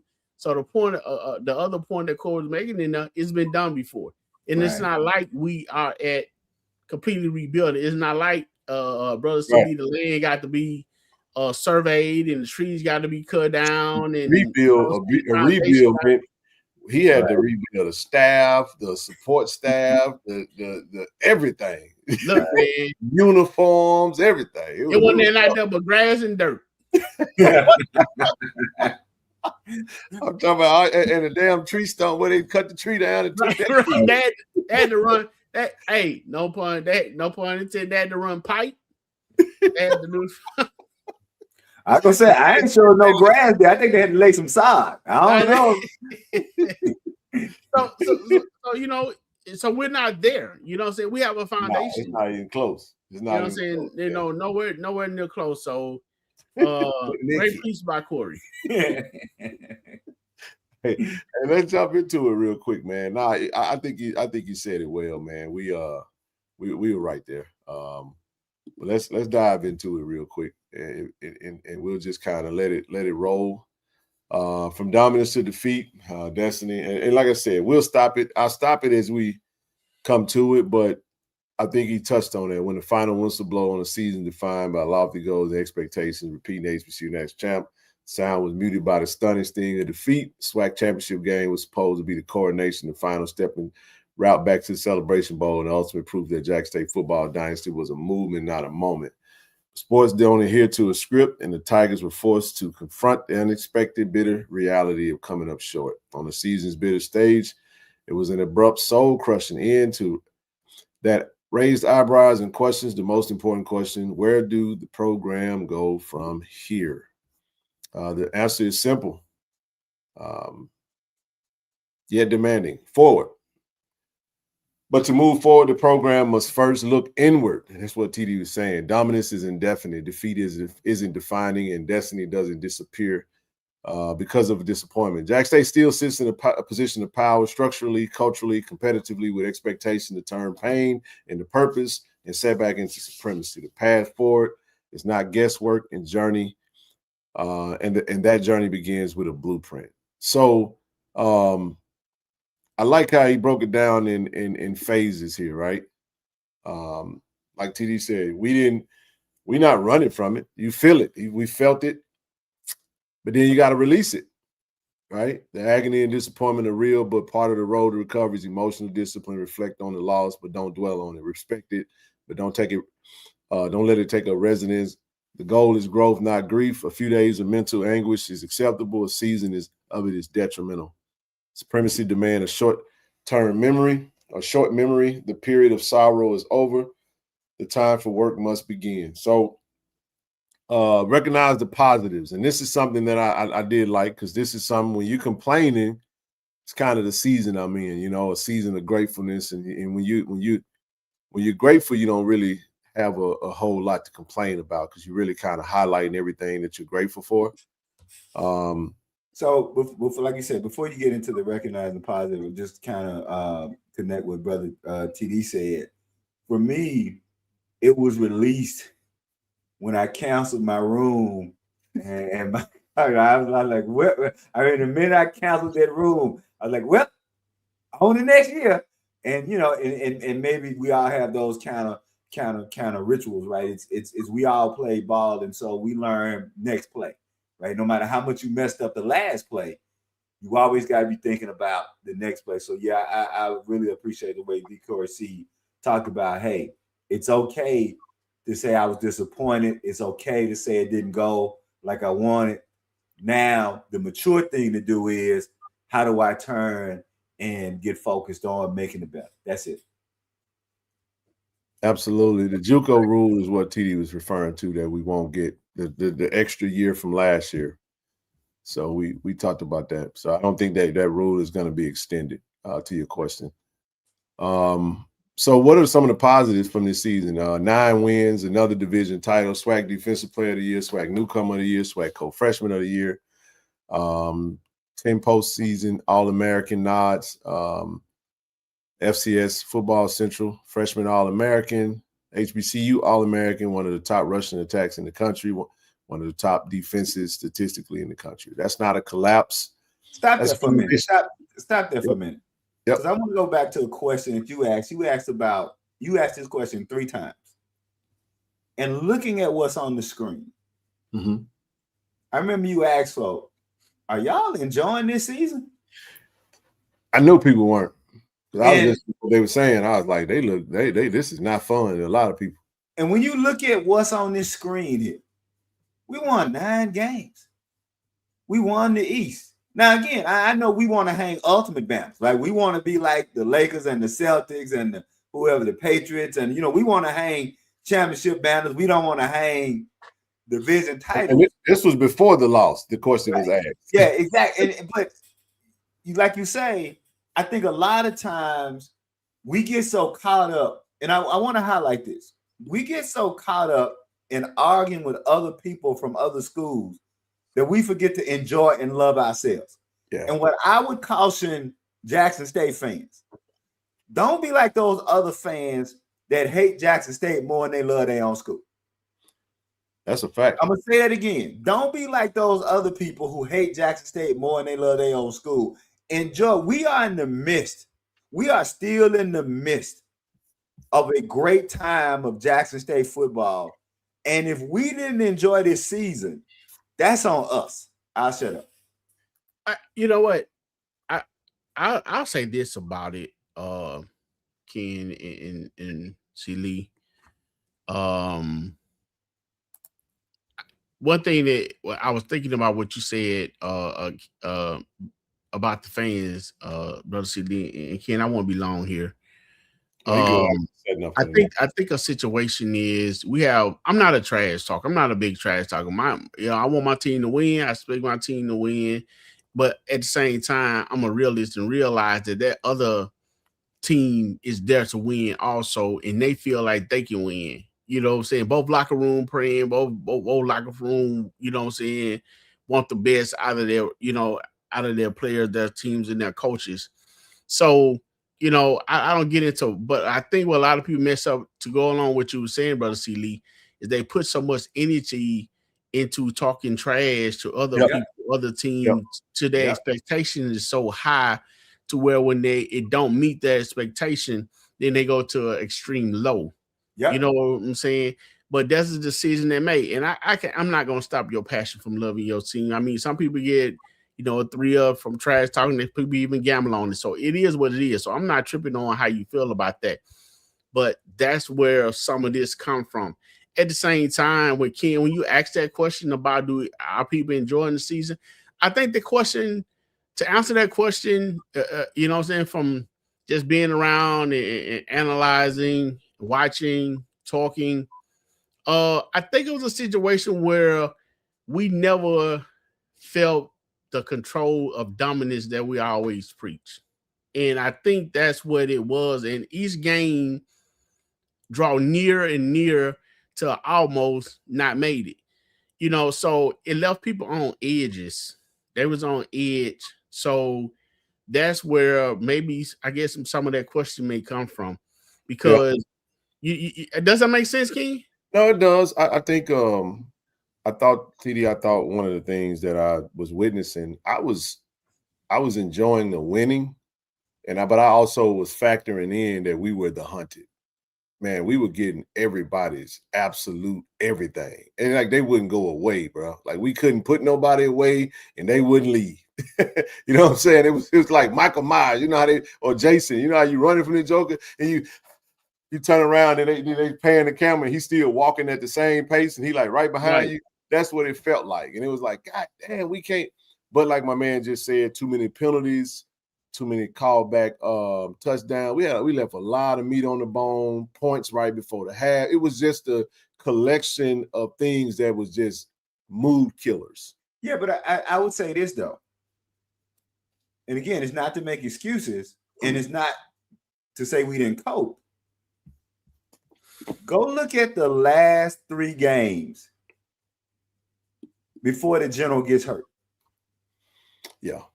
And I think what a lot of people are not factoring, that injury was a dark that dominance was there. Like those last, if you look at the last 3 games, the first quarter against Grambling, we all feel good. Exactly. The first play. So I think we were good. And so I think that I think that a lot of us did not recalibrate in a way we looked at those last 3 games and we were winning in dominance and we were hitting our stride. You lose your general. And here's where I think a lot of people were not able to cope in some ways. I'm gonna say this too. I'm gonna speak on that. I think that, and I think that you guys will agree, and I think people in the chat agree. I just want to highlight it. I think that Lockhart did a wonderful job.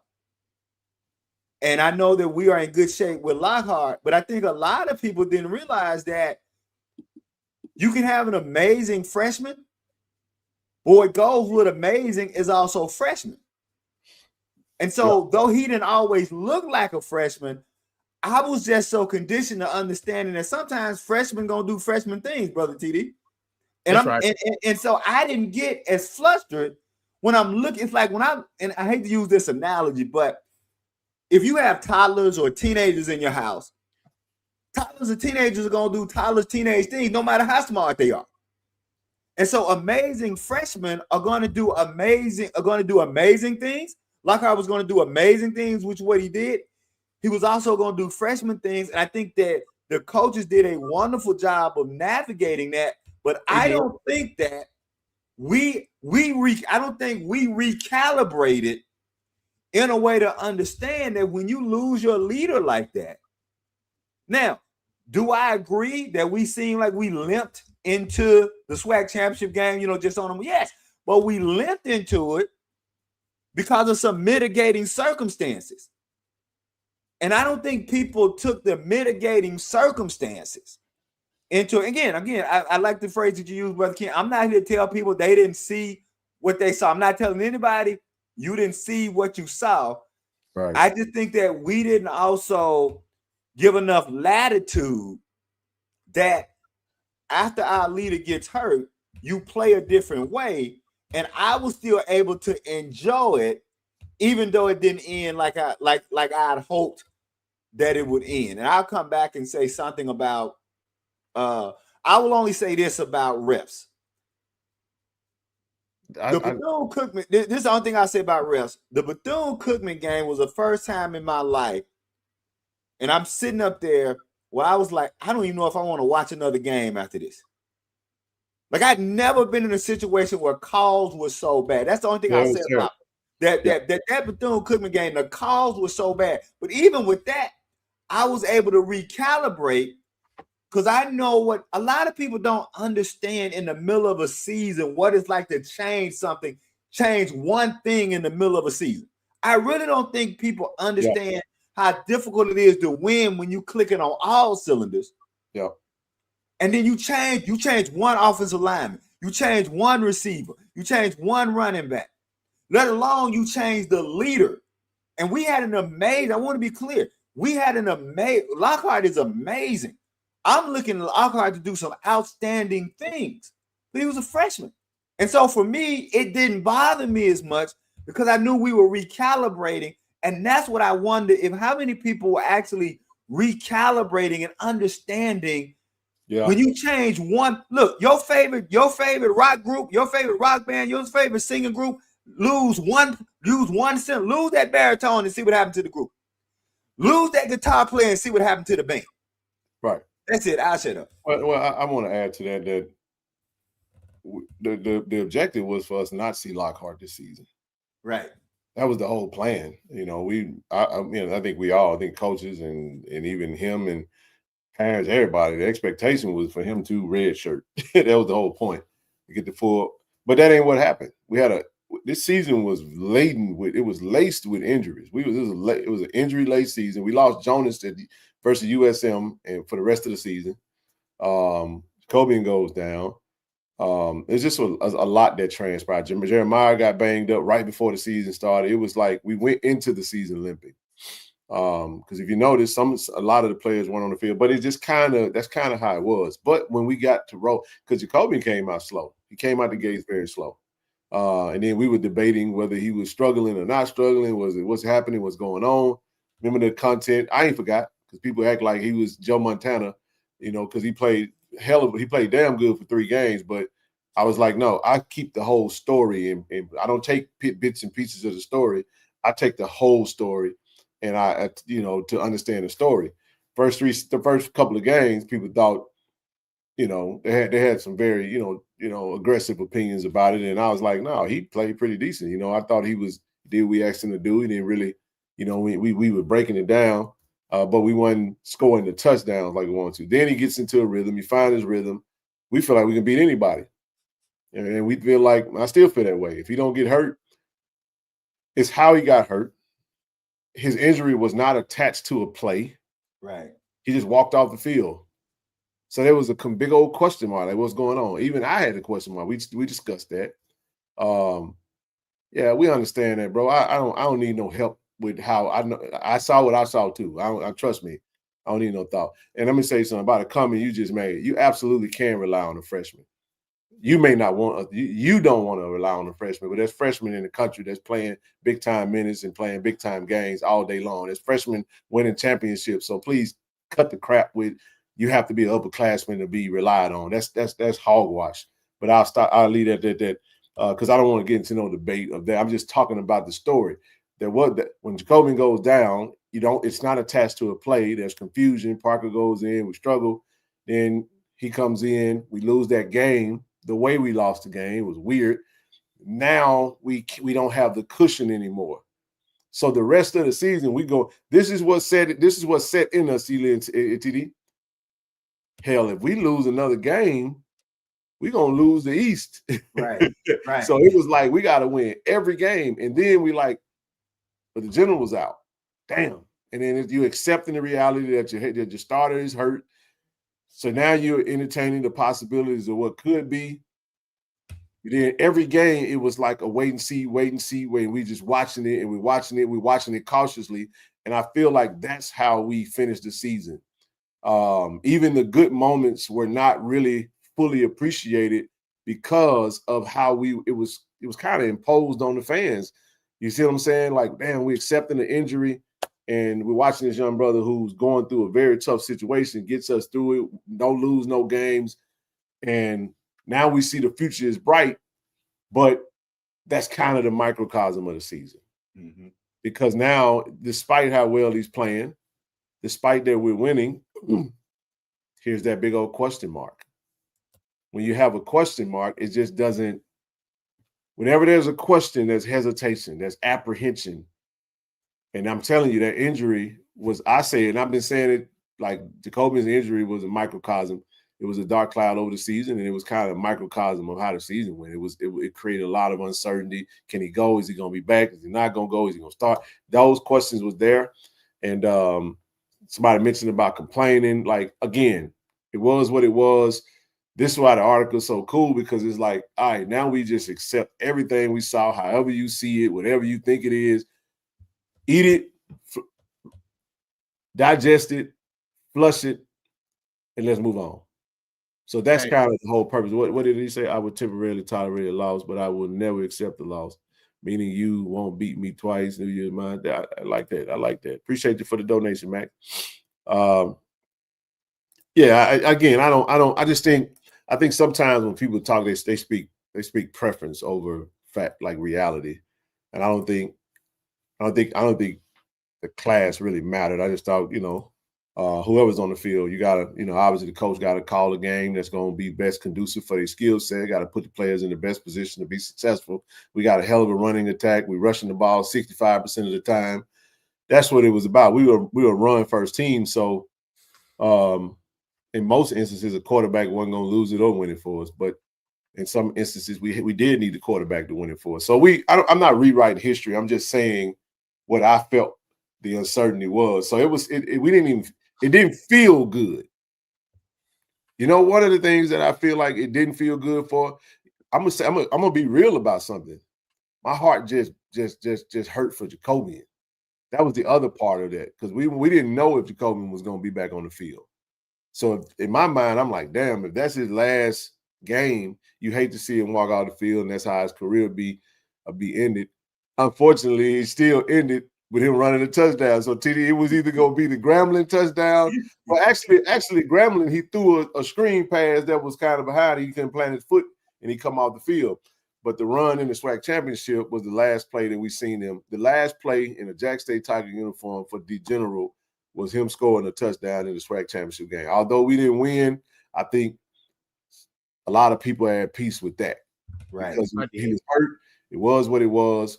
We wish him well, and it's like, let's just flush this season and move on for the future. So that was my take on kind of everything you just said.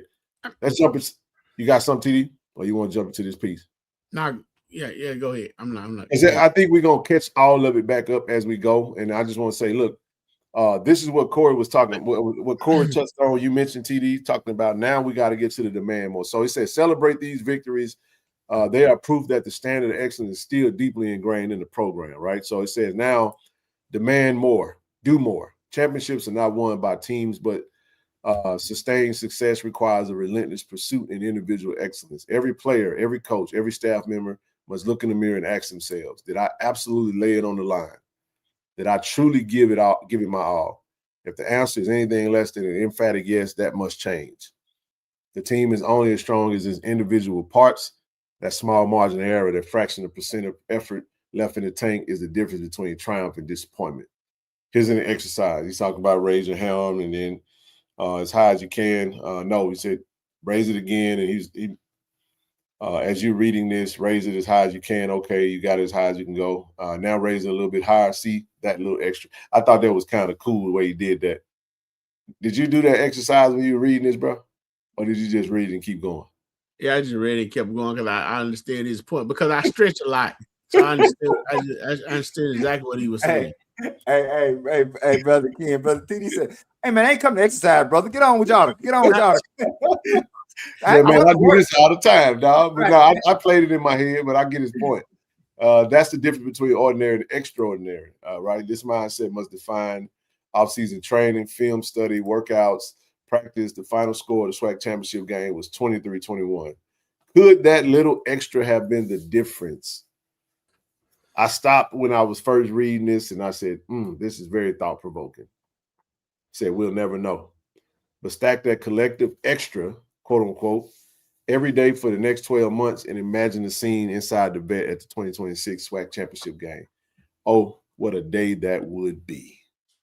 Y'all stop me if y'all got anything. I mean, right there, what I take from that is a lot of time as a player, you take shortcuts. Let's talk about it. A lot of times, I mean, when you're doing your job, no matter, I mean, not even just, you know, I always tell myself, my kids for sure, my daughters, lazy driving can be expensive. Just because you don't want to put your break that down. Come on, break that down. You said lazy. Just because you don't want to turn your neck, put your arm over the back of that seat, brother C. Lee. Now you ran over two poles, somebody else's car, a bike, and so when all you had to do was turn your butt around, it cost you thousands of dollars in your insurance when it increase. It being without your car. What am I saying? Sometimes when you say, you know what, and I've been guilty, so I can speak on it. You know what, man, I don't want to. I already ran 10. Bro, I barely made those. I'm not running 11. You know what I'm saying? I'm sleepy. I want to go hang out with I will go, look, this is an important game. We need to see with this person. So exiting the film room early. Same thing, you know, things apply with the coaches and anybody else. So basically, did you really get that extra mile did you really go that extra mile in the film room, on the practice field, in your playbook to really do what you need to do? That's what he was saying right here. Well said. I love it. Rest and renew. I think this is necessary because this is something that I want y'all to know that although he mentioned this for them, I thought this was very telling for us, TD. This is the Ken TD KT Dub rule right here. Rest and renew, because your boy needed some rest with all the traveling and all the miles. But he said, listen, the football season is a marathon at sprint speed. It's physically, mentally, and emotionally taxing. That's facts. Take a break, relax, rehabilitate, and heal. Off-season workouts and spring practice are right around the corner. Rest up, then return with a renewed mind, a renewed spirit, renewed focus, a renewed determination, a renewed vision, and renewed strength. Evaluate from the top to the bottom. I'm going to let this catch up. Head coach CC Taylor must now fully step into CEO role, if he hasn't already. Every inch, every detail of the program has to be thoroughly assessed. It's almost like a cheat sheet. Player roles, staff duties, scheme adjustments, position room structure, communication processes, internal operations, culture fit. It's business, not personal, strategic, not emotional. Evaluation doesn't always mean change, but it always requires consideration of it. I thought that was a bar. I mean, it don't mean that you change anything or everything, but it definitely means that you got to consider doing it if that's what needed to be elevated in a particular element or aspect of your program. I love basically, if you don't agree with that play call, if you don't agree with that defensive scheme, you don't agree with that special team alignment, say something. Right. Got to get it clean now. Right. You know what I'm saying? And again, it's not personal, it's business. Because what you know, from my experience being the CEO or whatever, what you about to do right now probably is not going to work. So let's not. You know what I'm saying? I think that's what he mentioning right there. I'll add this to it. And this is not anything special. Every teacher can tell you this. Brother TD, I taught for 25 years, right? Okay. Actually, do you know that I change something in my syllabus every year? My syllabus. And the only regret I have, Brother TD, is I never kept my very first syllabus, because I would love to see, knowing that I changed something in my syllabus every year, I would love to see how drastically different syllabus year 25 look from syllabus 1. And it's like a coach, TD, I can tell you now, I would put something in my syllabus, Brother TD and Brother Ken. I'd be so proud. Oh, they gonna kill him with this right here. They gonna love it. This gonna take the education to the level. And we get into that semester, I'd be like, what the hell? Why did I think this would work? This is the worst. And I would be taking that. It's like a play. I'd be taking that assignment out the syllabus in the middle of the semester. So that's what Brother what D. Corey C is saying, is that reevaluation. If you are not evaluating and changing, you are by definition falling behind. And so I take that, yeah, you have to change. I changed my syllabus, and that's what Brother D. Corey C is saying, that as fans, as players, as everything, right? We have to always evaluate, because there is no standing still. If you're standing still, you're moving backwards. Facts. There is no status quo. So either you're moving forward, and so we all have to ask ourselves, and us as fans, them as players, team, right? What are we doing? Trap music, I am a creative writer by trade. I'm a poet and short story writer. So I was teaching a World Lit comp, and I was teaching several creative writing classes. In fact, I'll just throw this in because I like people to know this, but about the school, not about me. One of the last things I did at Jackson State was with two brilliant sisters, Dr. Ebony Lumumba and Dr. Rochelle Smith-Spears. The three of us, we actually created the Jackson State Creative Writing Program. So Jackson State now has they've had it now for 5 years, creative writing component that's evolved into a full program. And so that was the last thing I did. And so I come in 1996, Brother TD, we don't have a creative writing program. By the time I leave, we have a creative writing program. So that's what Brother Corey C is saying. What are you changing? What are you creating? What can we say you have now that we didn't have? Oh, I end on this. Greatness. Here's the definition for greatness. If things after you are not different than things before you, then you are not great.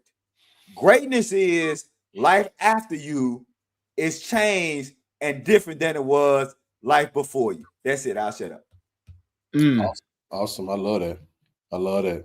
Let's jump right back into it. Evaluation doesn't mean change, but it always requires consideration of it. Promotions, demotions, reassignments, tough conversations, even tougher decisions. Sometimes an injection of fresh air is needed, and it has to come at the expense of the current air in the room. TC has never shied away from inspecting the building. That is a fact. And this offseason will demand that same level of due diligence, perhaps more thoroughly than ever. And I'm pretty sure that'll apply to us as well, how we interact with the program. So now we move over into, whoa. My bad. Hold on. Go ahead, brother. What you got? I'll quickly say the last thing before we do the reload. Trying to find it. Where the hell we go? Kind of add on to what you were saying, Brother C. Lee. And what we all have to step back a lot of the time and evaluate our situation and get out of our comfort zone and make tough decisions. But you know, one of the biggest things that I learned from doing that, Brother C. Lee, Brother Ken, was that? Yeah. Sometimes the people that give you that information really make that clear in your life. It's somebody that you never expected. It could be your kids. It could be one of your students. You know what I'm saying? You being older doesn't always make you right. Yeah, for sure. Right. You know what I'm saying? So you can learn from everybody in every situation. So don't be closed-minded to someone because you feel that you're older and this is what you do. You know what I'm saying? Sometimes it takes a fresh perspective of things in order to go ahead and make that, engine start running again, running smooth again. That's all I'm gonna say. You know what? Don't never be too old to listen to no one, because you can learn from anybody. It's a fact. It's a fact. Number 6, time to reload. Brace yourself, fans. The roster will look a lot different next season. All right. Dozens of players have exhausted their eligibility, and the number of players who may enter the transfer portal is predictable. We've been keeping up a tally of the transfer portal, so y'all already know how that's going. At many programs, this might signal a rebuild, but not at Jackson State. A rebuild is what happens when a program has to start from the ground up. The foundation is cracked. The culture needs repairing. The roster lacks depth or high-end talent. The program is recovering from losing season. The coaching staff is resetting identity, philosophy, or standards. Results aren't close to championship level. A rebuild is slow. It requires patience. A reload is fast. You lose 25 to 40 players, and you replace them with 25 to 40 players who fit the system, fit the culture, and even raise the ceiling. That's what championship-level programs do. That's exactly where Jackson State is. The foundation is strong. The culture is intact. The standard is already established. Recruiting pipelines are already built. Young talent is already in the building. The goal hasn't changed or haven't changed. The goals haven't changed. Rebuild starts from scratch. Reloads start from strength. Rebuilds wait for talent to develop. Reloads unleash talent that's already been developing. With the rebuild, expectations are lower. With the reload, the expectations don't change. Only the names on the rosters do. So Coach Taylor and Coach O have been in a far more challenging situation. TD talked about that with that light in the room.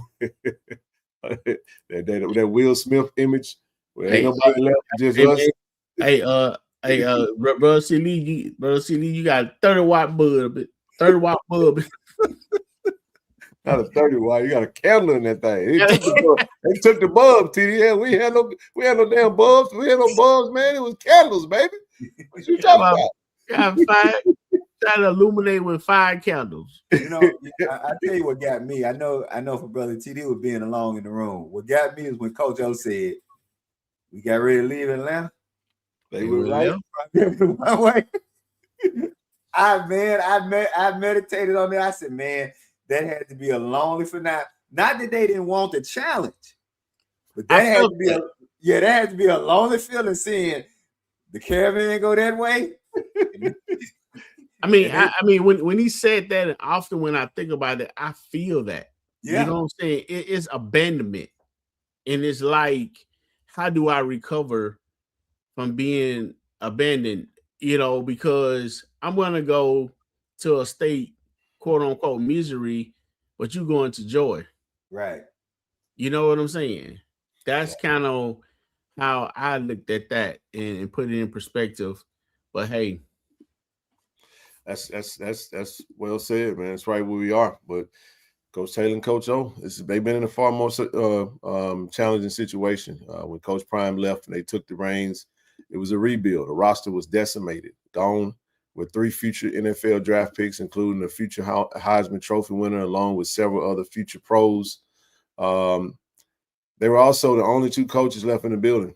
That entire task fell squarely on their shoulders. This time is different. This time they armed with a staff, a strong foundation, experience, momentum, continuity, proven track record, and a clearly established identity. In the past, they endured a storm. This is just navigating the wind. I love that.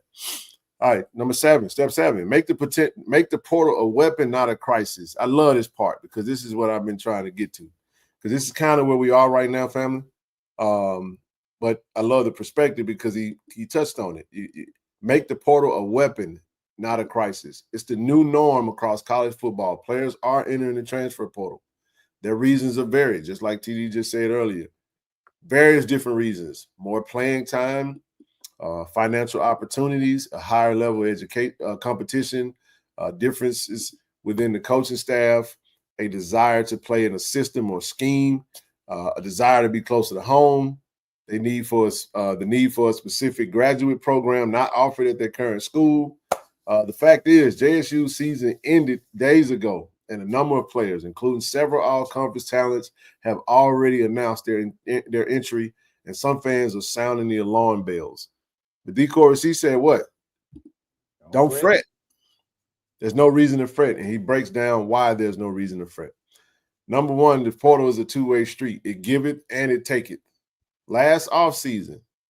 Oh, man, I'm so glad he brought this back up. That's why I thought this article was so powerful, because we'll forget last offseason, it took the likes of Josh Nobles, Isaiah Spencer, Cam Smith, but it gave you Quincy Ivory, Nate Rembert, Denario Davenport, and Cam Salas, who's back in the portal.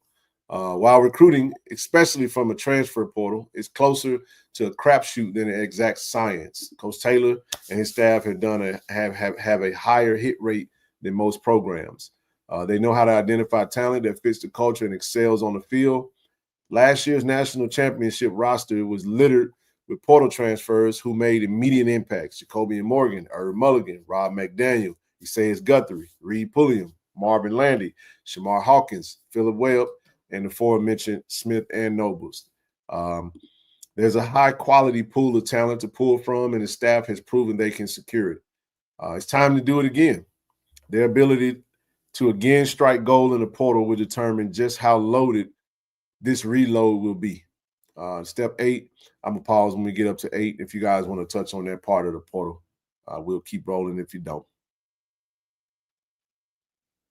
I'm good. I mean, ain't nothing left to say. Corey said it. All right, let's keep it moving. I just add this.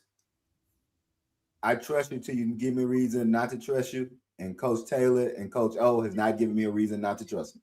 Not at all. That's why I love the perspective, because again, maybe not every fan has watched the article or read the article, but now you get an opportunity. We'll get a few more eyes via the live stream. Hopefully, we get up to our number around 3,000, and you guys can appreciate this great article that DCourse penned. All right, step 8: maintain the perfect recruiting balance. Coach Taylor and his staff have mastered the art of building the program through all 3 lanes: the transfer portal, the JUCO ranks, and the high school recruiting. That balance has been clearly visible across the roster over the years. The quarterback room, transfer Jacobian Morgan alongside high school signee Jared Lockhart. Wide receiver room, the portal and JUCO additions, Nate Rembert, Jamil Gardner Jr., and Janalen Dupree, balanced by former high school signees Jonas Fortilli and Isaiah Spencer. Running back room, transfers Herb Mulligan, Denario Davenport, alongside high school signees Ahmad Miller, Travis Terrell Jr. Notable line, defensive line solidified by transfer Josh Noble, True Thompson, Quincy Ivory, Tymon Wells, anchored by previous high school signee Jeremiah Williams. Secondary transfers, Isaias Guthrie, B.J. Washington, Cam Smith. Cam is really spelled with a K. There's an error, but just pardon a mistake on the name. And Robert McDaniel paired with high school signees A.J. Petty, K.J. Chisholm, Mike Smith III. There are examples in every position group. Many programs struggle because they lean heavily in one direction, while Taylor seems to have it down to a science. It's been a key to JSU's depth from year to year, and the balance has to remain intact to keep the program in contention going forward. Step number 9, what's already in-house. I almost feel like he's creating a blueprint for everybody to look up on and kind of follow. Because some people don't like to share. It's like, oh man, don't tell us what we're doing. But it's like when you're doing something well, people are gonna watch it and follow it anyway. Step number 9. But clearly, and I get what you're saying, but clearly there are not enough of our fans who understand this. That's exactly right. So this is why we got to put it out there so you can read it and see it. Hopefully you read it and digest it, and don't just, do what we do. People's attention span is very short, but we're going to do the work. And this is also why Tiger Talk, KC1400, Media, and all these JSU platforms are in place, because we're going to tell our own story. Who better can tell it than Tigers to tell Tiger stories, right? Another major pillar to sustainable supremacy is player development. This should be a transformative offseason for current players on the roster who didn't contribute significantly last season, positioning themselves for bigger roles in 2026. The program's history is proof of its developmental power. Consider Sylvester Morris. What up, Cat? Who had just 13 catches and 1 touchdown in his senior year of high school and only 1 scholarship offer, Jackson State. 5 years later, he was an NFL first-round draft pick. His development was massive. Jamar Johnson, I haven't heard that name in a while, the last NFL draft pick who spent his entire collegiate career at JSU, also had major growth during his 4 years in the program. More recently, Ashton Taylor. Shout out to Ashton. an ambassador there. Went from 1 tackle in 2023 to 99 combined tackles over the next 2 seasons, including an unforgettable game-clinching stop in each of those seasons that ultimately sent JSU to the SWAC title game. The list goes on. The talent has always been in the building on J.R. Lynch Street. The need now is for some of the untapped potential to blossom. When players with little to no production take a big step forward, it bolsters depth, offset inevitable misses in the recruiting class, and it changes the trajectory of the season. Going into 2024, Ashton's breakout season, linebacker widely viewed as a position that needed to be upgraded. Coach Taylor attempted to address that need through the transfer portal, but it was Ashton who was already on the team who ultimately became one of the starting linebackers. Even if even a few non-contributors from the 2025 roster emerge in 2026, it could be a tremendous and timely boost that raises the ceiling of the team. I think he put some names in there, but there's a couple of names I'm going to mention as well because he's going to talk about the freshman liftoff. Y'all just stop me if y'all got anything because we're going to get through this and then we'll get out of everybody's way. Every year at Jack State, a number of freshmen are thrown right into the fire and they don't flinch. They flourish. They're not asked to wait their turn. They're asked to make their mark. They arrive ready, not raw. Preparing the current crop of redshirt and true freshmen to produce is a vital piece of all-season blueprint. We've seen the impact youth can have. Mike Smith III, KJ Chisholm entered their true freshman seasons as starters on the national championship team. Travis Terrell Jr., Quay Davis, Brian Bam Williams Jr., who's entered the portal, were named FCS freshman All-Americans. Ahmad Miller, Isaiah Spencer, Mason Barton, Jared Lockhart all turned heads as true freshmen. That trend must continue. 11 high school seniors were signed in December, with more to come in February. Several then could be in the mix for early playing time. A number of true freshmen got their feet wet this past season and showed promise. Jabari Jones, Wayne Patterson, Keith Bass Jr., Cam Evans, with others that did not get that you really didn't see red shirt, like Jamal Gowan, CD, offensive lineman from Langston Hughes, right? Shucks, man. Some other old linemen, Kale Armstrong, Chris Anderson.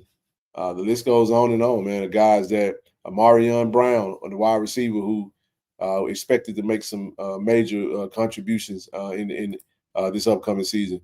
So there's no reason they shouldn't take a huge leap forward in 2026. The question is, who else from their freshman class can make their presence felt next season? There's no shortage of talent that could possibly emerge. Xavier's London. TD, where you from?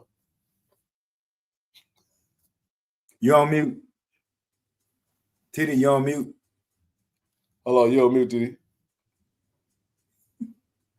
Hey, I said, man, don't do that, man. You know that man from Hollandale sent me. It's Hollandale, man. At least It's not. It's Hollandale Simmons High School for sure. Yeah. I got you. I'm messing with you. Because Xavier's Lundy and Marion Brown from Yazoo City, Jeremiah Wilson by way of 833, Trayvon Evans. He come out of, I know Florida. Was it Orlando? Might have been Orlando. Several offensive linemen, which I just mentioned some of them. I want to mention the name number 32, linebacker. Hargrove? No, yeah. Hargrove. Yeah, we got what defensive player of the game in the Gordon Classic. Yep. And so, like you said, it's always those kind of players that step up. So I think he's one of those players. And as the season went on, he kept getting more and more time.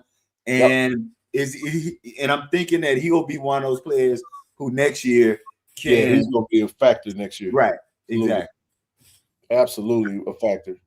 He and Carmelo, especially with Reed leaving, I can see Jacory being on the field majority of the game next season for sure. I actually thought he would have touched the field a lot more with his play. The fact that he grabbed your attention with the few snaps that he got, but see, he didn't grab mine too. Yeah. So I agree with you. Absolutely, man. I agree as well. There's no reason they shouldn't take a huge leap. The question is who else in the freshman class. There's no shortage. Mention the name. If Taylor's recruiting track record is any indication, someone will undoubtedly rise to the occasion. Step number 11, don't forget the feeling. That feeling we had on that Saturday when we lost the Prairie View. Earlier, we talked about releasing the loss, but releasing it doesn't mean forgetting it. In fact, it shouldn't be forgotten at all. Never forget how it made you feel. Walking off that field against Prairie View, the disbelief, the frustration, the silence, the unfinished business, that feeling should be fueled. Man, speaking of Lockhart, I was looking on social media. He posted a photo of him standing there watching Prairie View on the field celebrating. I like that. Then I saw him working out. I said, yeah, I love it, man. Use that as fuel. That's what Corey's talking about, right? That feeling should be used as fuel. When you're tired on the practice field, remember that, right? Remember it. When you're thinking about ending the workout early, remember it. When you're debating whether to take a rep off or add one more, remember it. One extra rep every day for 8 months. Pain fades, but lessons should last. Supremacy is built on memory turned into motivation. And now on to the fans. Step number 12. And this is I didn't expect this, but I appreciated him going this route, but it's right on time. Fans fuel the fire. Feel the fire. All right. Now it's your turn, fans. The KC1400 Collective have launched a transformative initiative, Go for Gold campaign. The goal is powerful. Raise $1 million to sign JSU student athletes to brand ambassador NIL deals. To get there, 750 fans must join the collective's gold tier, contributing $1,400 annually. This isn't optional in today's college football landscape. It's mandatory. This is how JSU can build and keep a championship roster. Just as the players must remember how they felt after the game and do their part to change the outcome next time, the fans have a role as well. It will take a collective effort, pun intended. Your role in this blueprint is tangible, measurable, and essential to supremacy. Go to KC1400Collective.com to contribute to the cause. The JSU family has already shown up when it mattered the most. This time, the future depends on it. Delayed but not denied. What Coach T.C. Taylor spent several years building didn't crumble in one day. It was challenged. Yes, dominance was the expectation and defeat was the reality, but destiny is still the destination. That destination might have taken a detour, but detours only deny destinies. They delay. Oh, come on, man. All right, say that over. Destination might have taken a detour, but detours don't deny destinies. They delay them and ultimately define them. Jackson State's football destiny didn't die in defeat. It was baptized by it and now reborn through it. Go Tigers, guard the yard. The freaking Corey C. Man, that's good stuff right there, bro. Let's capture it up. I had to give it up to him. Hey, man. Hey, hand clap to D. Corey C, man. I thought he was going to come up and give his thoughts, but Corey was like, man, what I got to come up and talk for, man? Hell, I already wrote it down. Y'all see what I had to say. But I'm glad we had it on, man. I thought that was really well put, man. And I think if everyone, as I suggested on the last show, look, man, everyone should pull up that, man, and just and take it. And I think a lot of that is already happening. I think it is. I don't think we have some coaches that are extremely high operators. They won a national championship. I'm pretty sure they probably just checking the box on all the stuff that they're doing. Like, yep, doing that. And maybe there's a few things in there, TD and Brother CD, that they can consider that they probably aren't already doing. I thought it was very refreshing. Because really, I took it from our side of it. Like, what can we do? And how can we continue to move the needle with our efforts of supporting the university? I want to be a better supporter, a better fan, a better alum, and all the above, man. So once again, we got 520 watching. Look, if you're not signed up for the collective, hopefully something was said tonight that you can click that link. It's pinned to the chat and just get active, man. Get active. And if you are part of the collective, you've signed up and you're watching and you're not a part of the conversation and you want to join the collective chat, shoot us an email, KC1400mediagroup@gmail.com, and I'll send you a link to join the chat and be a part of that conversation. Thoughts on that? Thoughts? I'll let y'all I did a lot of talking in that one. Give me your thoughts, any culminating thoughts. Man, first of all, I want to say, just Travion Evans. I didn't know that. I knew nothing. Yeah, you do. What? Yeah, you do. Well, the spring game. Remember the spring game? He actually fumbled. That's the only knock. But TD, that kid I thought he was a really good running back, bro. Yeah, I'm looking at highlights now. I know that they, I think they might have maybe a position change, but I think we put him back at running back. We leave him at running back, coach. That kid, they're gonna be down here. I'm telling you, that kid gonna be special, man. I saw it when I read. I see TD. You see what you see.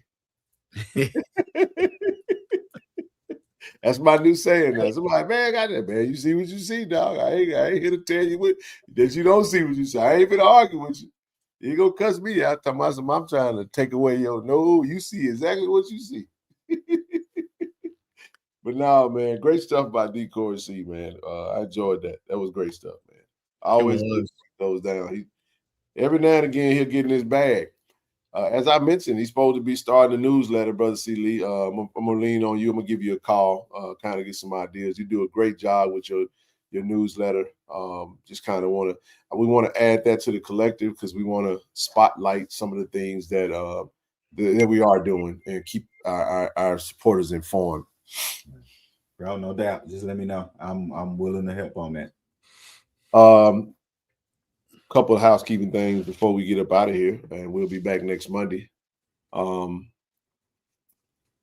Men's basketball again in Atlanta, Georgia. If you're in the Atlanta area, don't forget tomorrow we'll be taking on Hampton in the first game at 5 p.m.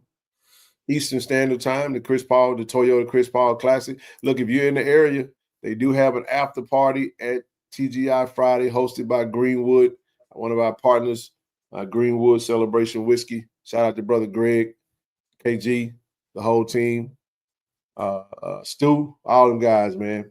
I wish I could be in Atlanta to party with them tomorrow night and Saturday and Friday night, but it's gonna be a good time, man. Let's make sure we rooting our Tigers. Hopefully we can get 2 W's, man. I think we got Hampton in. We follow with Norfolk State. Always definitely rooting and supporting the Tigers, man. Again, last thing I say on the piece, great piece by Corey C. Yep. And he touched every angle. He stepped on everybody's toes. And if you say ouch, then you need to move it and make sure they don't get stepped on again. Support the best way you can, definitely financially, and don't be so critical.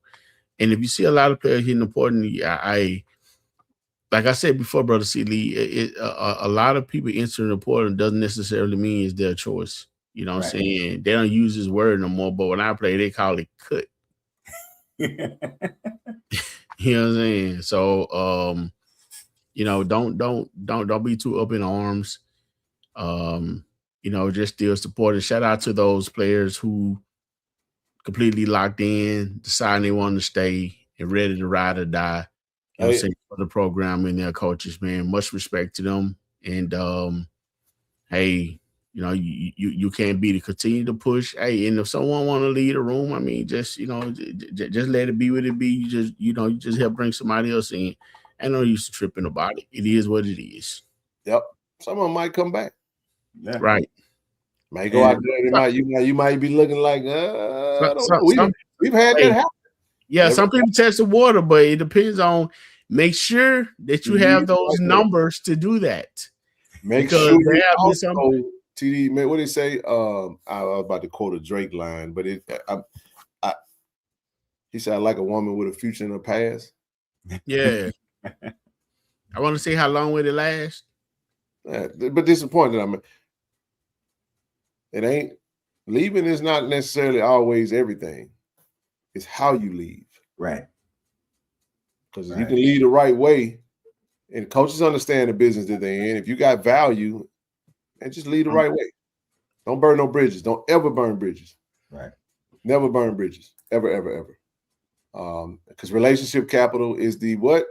Greatest capital in the world. It's greater than money. You just said don't burn bridges. Don't burn bridges. You got to cross it again. You don't want to burn bridges, man. Handle it the right way. Do it the right way. And we wish them the best. Because you know what'll happen to you? If you mess around and lead the wrong way, you might be forced to go into a situation. You'd be stuck making a lateral move, and you could have just stayed where you was at and added more value. But I always have a good attitude. Shout out to the guys that's in the room. We had some great conversations with some of our Tigers, man. They're motivated, TD, to they feel it. They feel that burn, man. They don't want to feel that feeling no more. Want to get back to the mountaintop. And I believe we're gonna get there. I really do. But we need to make sure we supporting.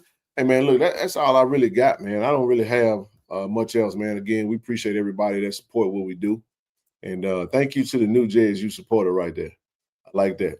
The dialogue has been great. We appreciate it, man. And I love the dialogue because somebody else can hit the portal. But if we have the understanding as to, hey, let me say this too. Our coaches have done a good job of identifying good talent and developing them, giving them opportunities to go to that next level. You know what I'm saying? We can't be lost on that. There's going to be some kids, TD, that we might only get for a year or two. Right. I ain't going to turn them down. You give me a couple 3 or 4 stars, man, from high school. I'll give me a couple years. Come on over here and help us win some games. And look, get developed. Build a brand partnership with the collective. Go get a bag. Come back and sign up for gold. At least. Yeah, we want the ambassadors that leave and get a bag to go for gold too. Pay it forward. I'm serious. I'm telling you, that's the game that we in. Let me tell you what we saw. And I say this on my way out. TD, you see the coach that just got the job at Florida? Tulane head coach. Takes the Florida job. Holds a press conference. He's talking to the team because they're getting ready for the bowl game. Guess what he's doing, C. Lee? Him and his wife donate $100,000 to the NIL pot for Tulane, the school that he's leaving. There you go. What did he say, TD? You talked about leaving it better than how you found it? That was, he said, he talked about the morals that his mom and them said. He said, now listen, if they'd hired old Jack Leg that he didn't agree with, he wasn't going to do nothing. But based off the coaches they hired, it's a business. And when you understand the business, there are players. There are players that played for programs that went and made all this money, that turned around and poured money back into the pot for other teammates. There's all kind of things that happens, man, out there. So never can tell. So if you go get a bag, hey, man. I'll end on this. So I'm 56 years old, Brother Ken, Brother TD. I was 51 years old the first time I ever had a conversation about Jackson State with a non-Jackson State person. You was what? Say that again? I was 51 years old. The first time I had a conversation about Jackson State with a non-Jackson State person. The fact that you damn. And I sit on the visitor side. Yeah. Now I'm saying that for a reason. What I've learned over the last 4 years is I can't tell somebody else how to be a fan. That's right. And they can't tell me how to be a fan. Right. So I'm out of the business of telling people how to be fans. Right. I support Jackson State the way I support Jackson State. Yeah. I'm at the game 2 hours before it starts. I yell, shout, and cuss during the 3 hours of the game. And then me and my family go get something to eat. That's what I've been doing since 1975.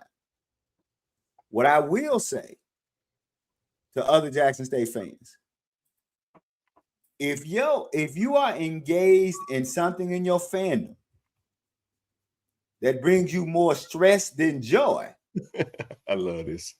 You might need to check your fandom. That's all I'm saying, because I don't get engaged in things that bring me more stress than joy. That goes deep, Corey. Oh man, I thought you was coming up, man. The Lakers ain't playing tonight. But nah, keep going, bro. Keep going. So I just want to say that I look, just because I don't go to other platforms, and I'm not telling other people how to be a fan, but I don't jump in chats. Even I don't chat as much anymore. I watch. You know, Brother Ken, when you post videos on the game, I'm putting my, when you see the one thing I put in there, thee I love because I only love thee. I mean that. When I say thee I love because I only love thee, I'm not running up and down the street to argue with somebody else about my school. So I'm not saying that everybody else has to be like that, but I noticed that a lot of people have a lot of stress in their fandom because they spending a lot of times arguing with people who know absolutely nothing about your school. So be a fan. I will only say this. If your fandom is causing you more stress than joy, then you might need to check your fandom. That's it. That's all I got to say.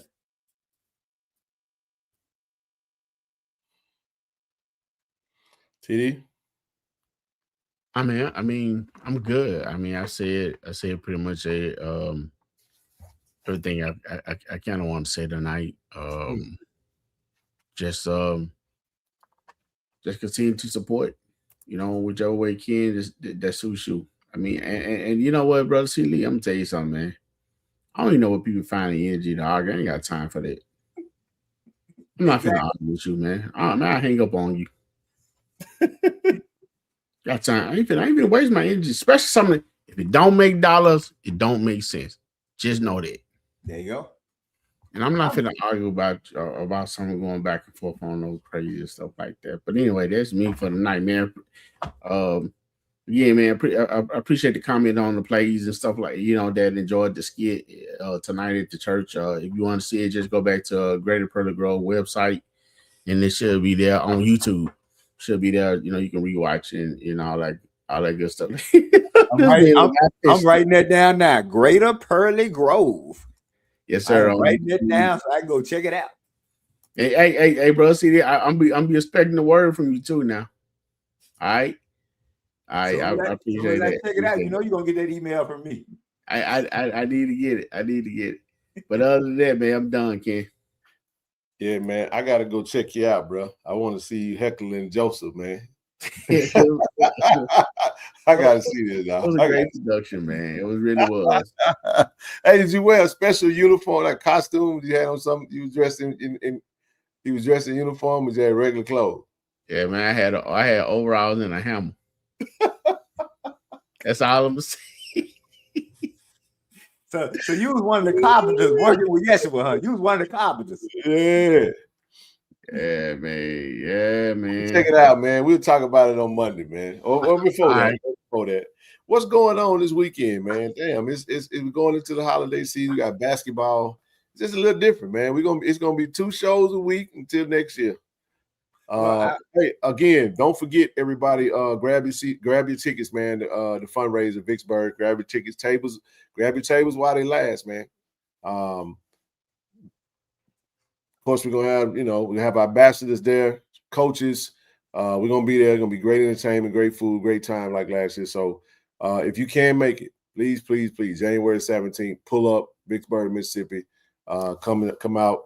This fundraiser is gonna be this is our kickoff fundraiser for the year, and we'll go from there. It's gonna be a great time, man. So My Impact tickets, scan the QR code. I drop it. Also, you can follow us on social. It's all over our social media. So matter of fact, I'm gonna drop the link in the chat just in case somebody want to take a look at it right now. So go ahead, Brother C. Lee, and we'll close it out with you. I'll just add, this not this weekend, but if you are in town, if you are in the Jackson metro area on December 26th, the Mississippi Civil Rights Museum, also known as the 2 museums, because they have the 2 museums over there, but the Mississippi Civil Rights Museum downtown will be having their annual Kwanzaa celebration. I have been hosting a Kwanzaa night since 1997. I might be at a point, this may be my last time. So if you're looking for something to do on the 26th and you traditionally celebrate Kwanzaa, just want to know what it is, you can come out to the Mississippi Civil Rights Museum on December 26th at 5 o'clock. Yeah, send me that email, bro, City. I will definitely do that. I'll definitely do that. Last comment on the way out. This is our first season in being immersed in the culture. It has been an eye-opening experience and motivated me to learn more and seek ways to become more of a support and less of a bystander. That's powerful. Hey, we appreciate you for sharing that. That means our work is going without notice, right? So if we can reach one, it would say, reach one, teach one, right? That's it. Appreciate y'all. Tell everybody to purchase a ticket. Thanks and go Tigers. All right, everybody. We appreciate y'all. D.I. love. D.I. love. Go Tigers. Peace out, everybody. ShotRx is bringing healthcare to you. With our mobile health team, we can come to your school, church, or business to take care of you. We offer childhood immunizations, COVID and flu vaccinations, physicals, and much more. Don't put your health off. Welcome to Care and Compassion. Welcome to ShotRx.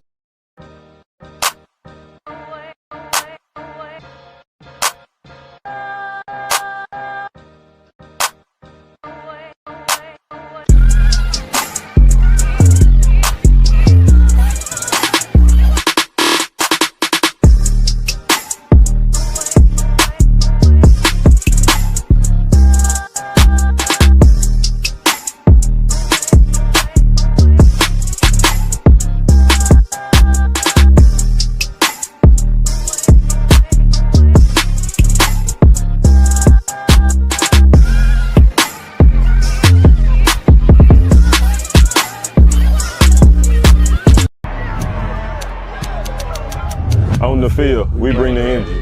Ready to go!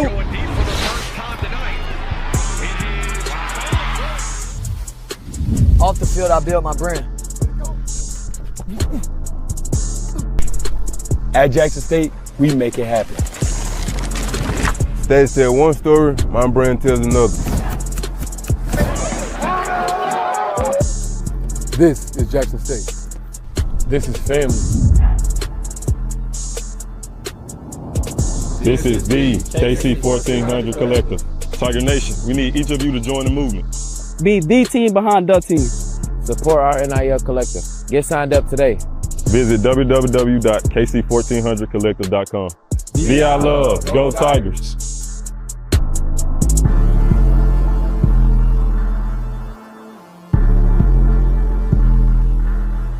Hello, I'm Kevin Dent, Jackson State University, safety, Canton, Ohio. Today I'm being inducted to the Black College Hall of Fame. I want to give a shout out to KC1400 Media Group for giving me this platform to introduce me to this stage. I'd like to thank them, thank Jackson State and Jackson State family. Go Tigers. We are trying to build a program for the next 10 to 12 years. It's not something that's overnight. We understand that the NIL and collective stuff has its role, it plays in it, but we are on the forefront of FCS football and attacking the NIL, attacking the collective. We got a very nice payroll at Jackson State, believe it or not. And I mean, our fan support, and we need more support. But we know that that payroll is attached to championships. You know what I mean? So we're not out here trying to recruit kids based on money, but we also want them kids to know if you come to Jackson State and you end up benefiting from the collective, benefiting from an NIL deal, we expect a championship out of you. Hey, this True Thompson. True, you gotta get word for Tiger Nation, man. I love y'all. Tiger Nation. D.I. love, go Tigers, baby. Appreciate you.